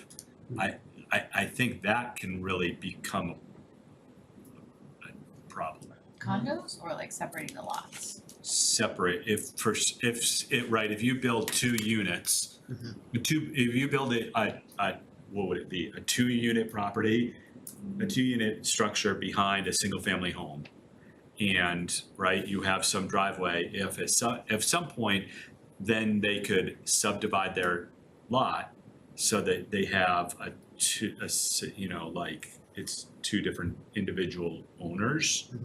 That creates all sorts of problems. Yeah, so I mean, that's like So- something, right, they couldn't technically A&R that and subdivide that because one lot wouldn't meet frontage, and Right. Yeah. but there are questions like that of like, how is that regulated and how does that kind of Right, work? how can we make sure, we'd be setting up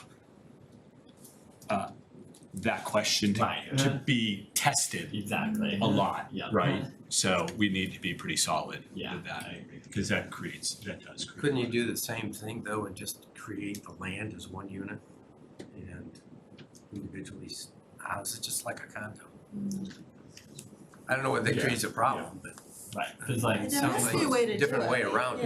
Yeah. I don't like to pick on this per person's lot, but it's just the best one I found, but this is a separate lot from this Yeah. one, even though it doesn't meet frontage. I don't think that's what No, we no, no, envisioned. no. Right. as- How did that meet frontage?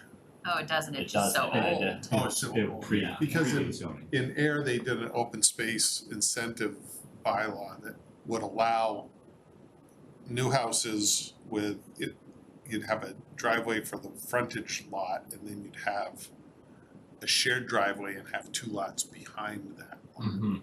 Yeah, And so you end up with these really weird neighborhoods because you have like a lot of houses that aren't on frontage. right.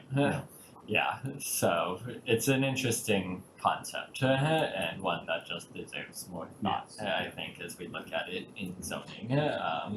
And even from what we've heard from the fire department, right, they have this shared driveway, but if this is all full of parking, how do they really access this? It might be required to be sprinklered, there might be certain elements that add a level of protection to it for safety and access reasons, but certainly in the zoning and subdivision world, we have to be cognizant of like what it means for lot ownership and maintenance, usership. And we would think of it, right, if it's 22 DUA, potentially, that's probably similar size, 11,000 square foot. The max units applies to like both structures, like it's not, you don't get, if your max unit is 6, you don't get 6 in one and 6 in the other, that's crazy. So, yeah. Have you had any questions with regard to, there's a trade out there that creates just mobile units, standalones, that are, you put the pad down and you connect up everything. Have you had any questions? We haven't had a lot of questions on that. It's not clear, I forget there was some sort of guidance on mobile homes and MBTA communities. I don't even think they're an expressly allowed use in our bylaw. Technically, it wouldn't be a mobile home, but it's a mobile unit, it's brought into place. Like a tiny house, like a tiny Oh, home, well, that you would yeah. just put in the back. Yeah. It's interesting. There's Prefab there's several cottage Right. industries out there that do that. Yeah, it's not something we've run into here. We were starting to get a lot of questions from homeowners, because we did our mailing, so Right. people have received the mailing. So that So map, where did the mailing go out to? that map boundary we showed you last week and you Yeah. waved that, I can't remember, you might have. We did a mailing to everybody in that. In the boundary. Yeah, if you're in the map, you got the letter. We're doing town meeting blasts and boards and committees. We have a subscribers list that we're blasting with the hearing dates. We've had many people, 20 plus I think, subscribe to the updates. So we're trying to get the word out there. We're holding a this one's scheduled a bit sooner than we were planning for, but we're holding some specific precinct meetings. Like tomorrow, we're meeting with precinct 2 members to discuss the proposal in relation to town meeting and their precinct. Specifically, they outreached to us to request more information, and we thought we're gonna plan for more in January with other precincts and town meeting as a whole, but this one came up from there, just questions. We thought it would be good to do it now, before the hearing, so we're doing that tomorrow. We have some other staff departments we wanna reach back out to as this starts to finalize and crystallize, for the hearing, and after the hearing to get their kind of input, blessing, so be it, whatever that looks like. But yeah, our hearing opens next week. I don't think all of you can be there. There is 1 or 2, I think, absent. Yep. Starts next week? Yes. So I know this is 3 Mondays in a row. Again, not to thank you a lot. They're late nights, so 3 Mondays and a Tuesday. yes. And a Tuesday. Are you gonna be there tomorrow? You're number 2? All right, I am in precinct 2. Is that going to be here or at a different room? Okay. So we had tried to book the library community rooms for some of them, but they were already booked, so we said let's keep it consistent in one room. So what are the dates? I have the, We have right now Monday, January 18th, Monday, January 22nd, and Monday, February 5th. We have the potential to extend to like the end of February, but for us to get on the warrant, we have to, I think the select board closes it on the 27th, so we have to have some. well, you could put something on the warrant, What is that? and then you could put something on the warrant and then Yeah. So the hope is we can work through it all and get there in the 3 hearings. You know, again, we feel like a lot of people, or there's some comfortability with the proposed use and dimensions. It's just a lot of questions are based around the map. I'm sure there will be a lot of new questions on the use and controls, but that's fine. So looking forward to it. Did we close the meeting? No, no, Yeah. nope. Seal and bank. Okay, Way I'm up just John's I can't make a motion. I move to adjourn. Second. All those in favor? You can prompt. Over to Killam, that section of town.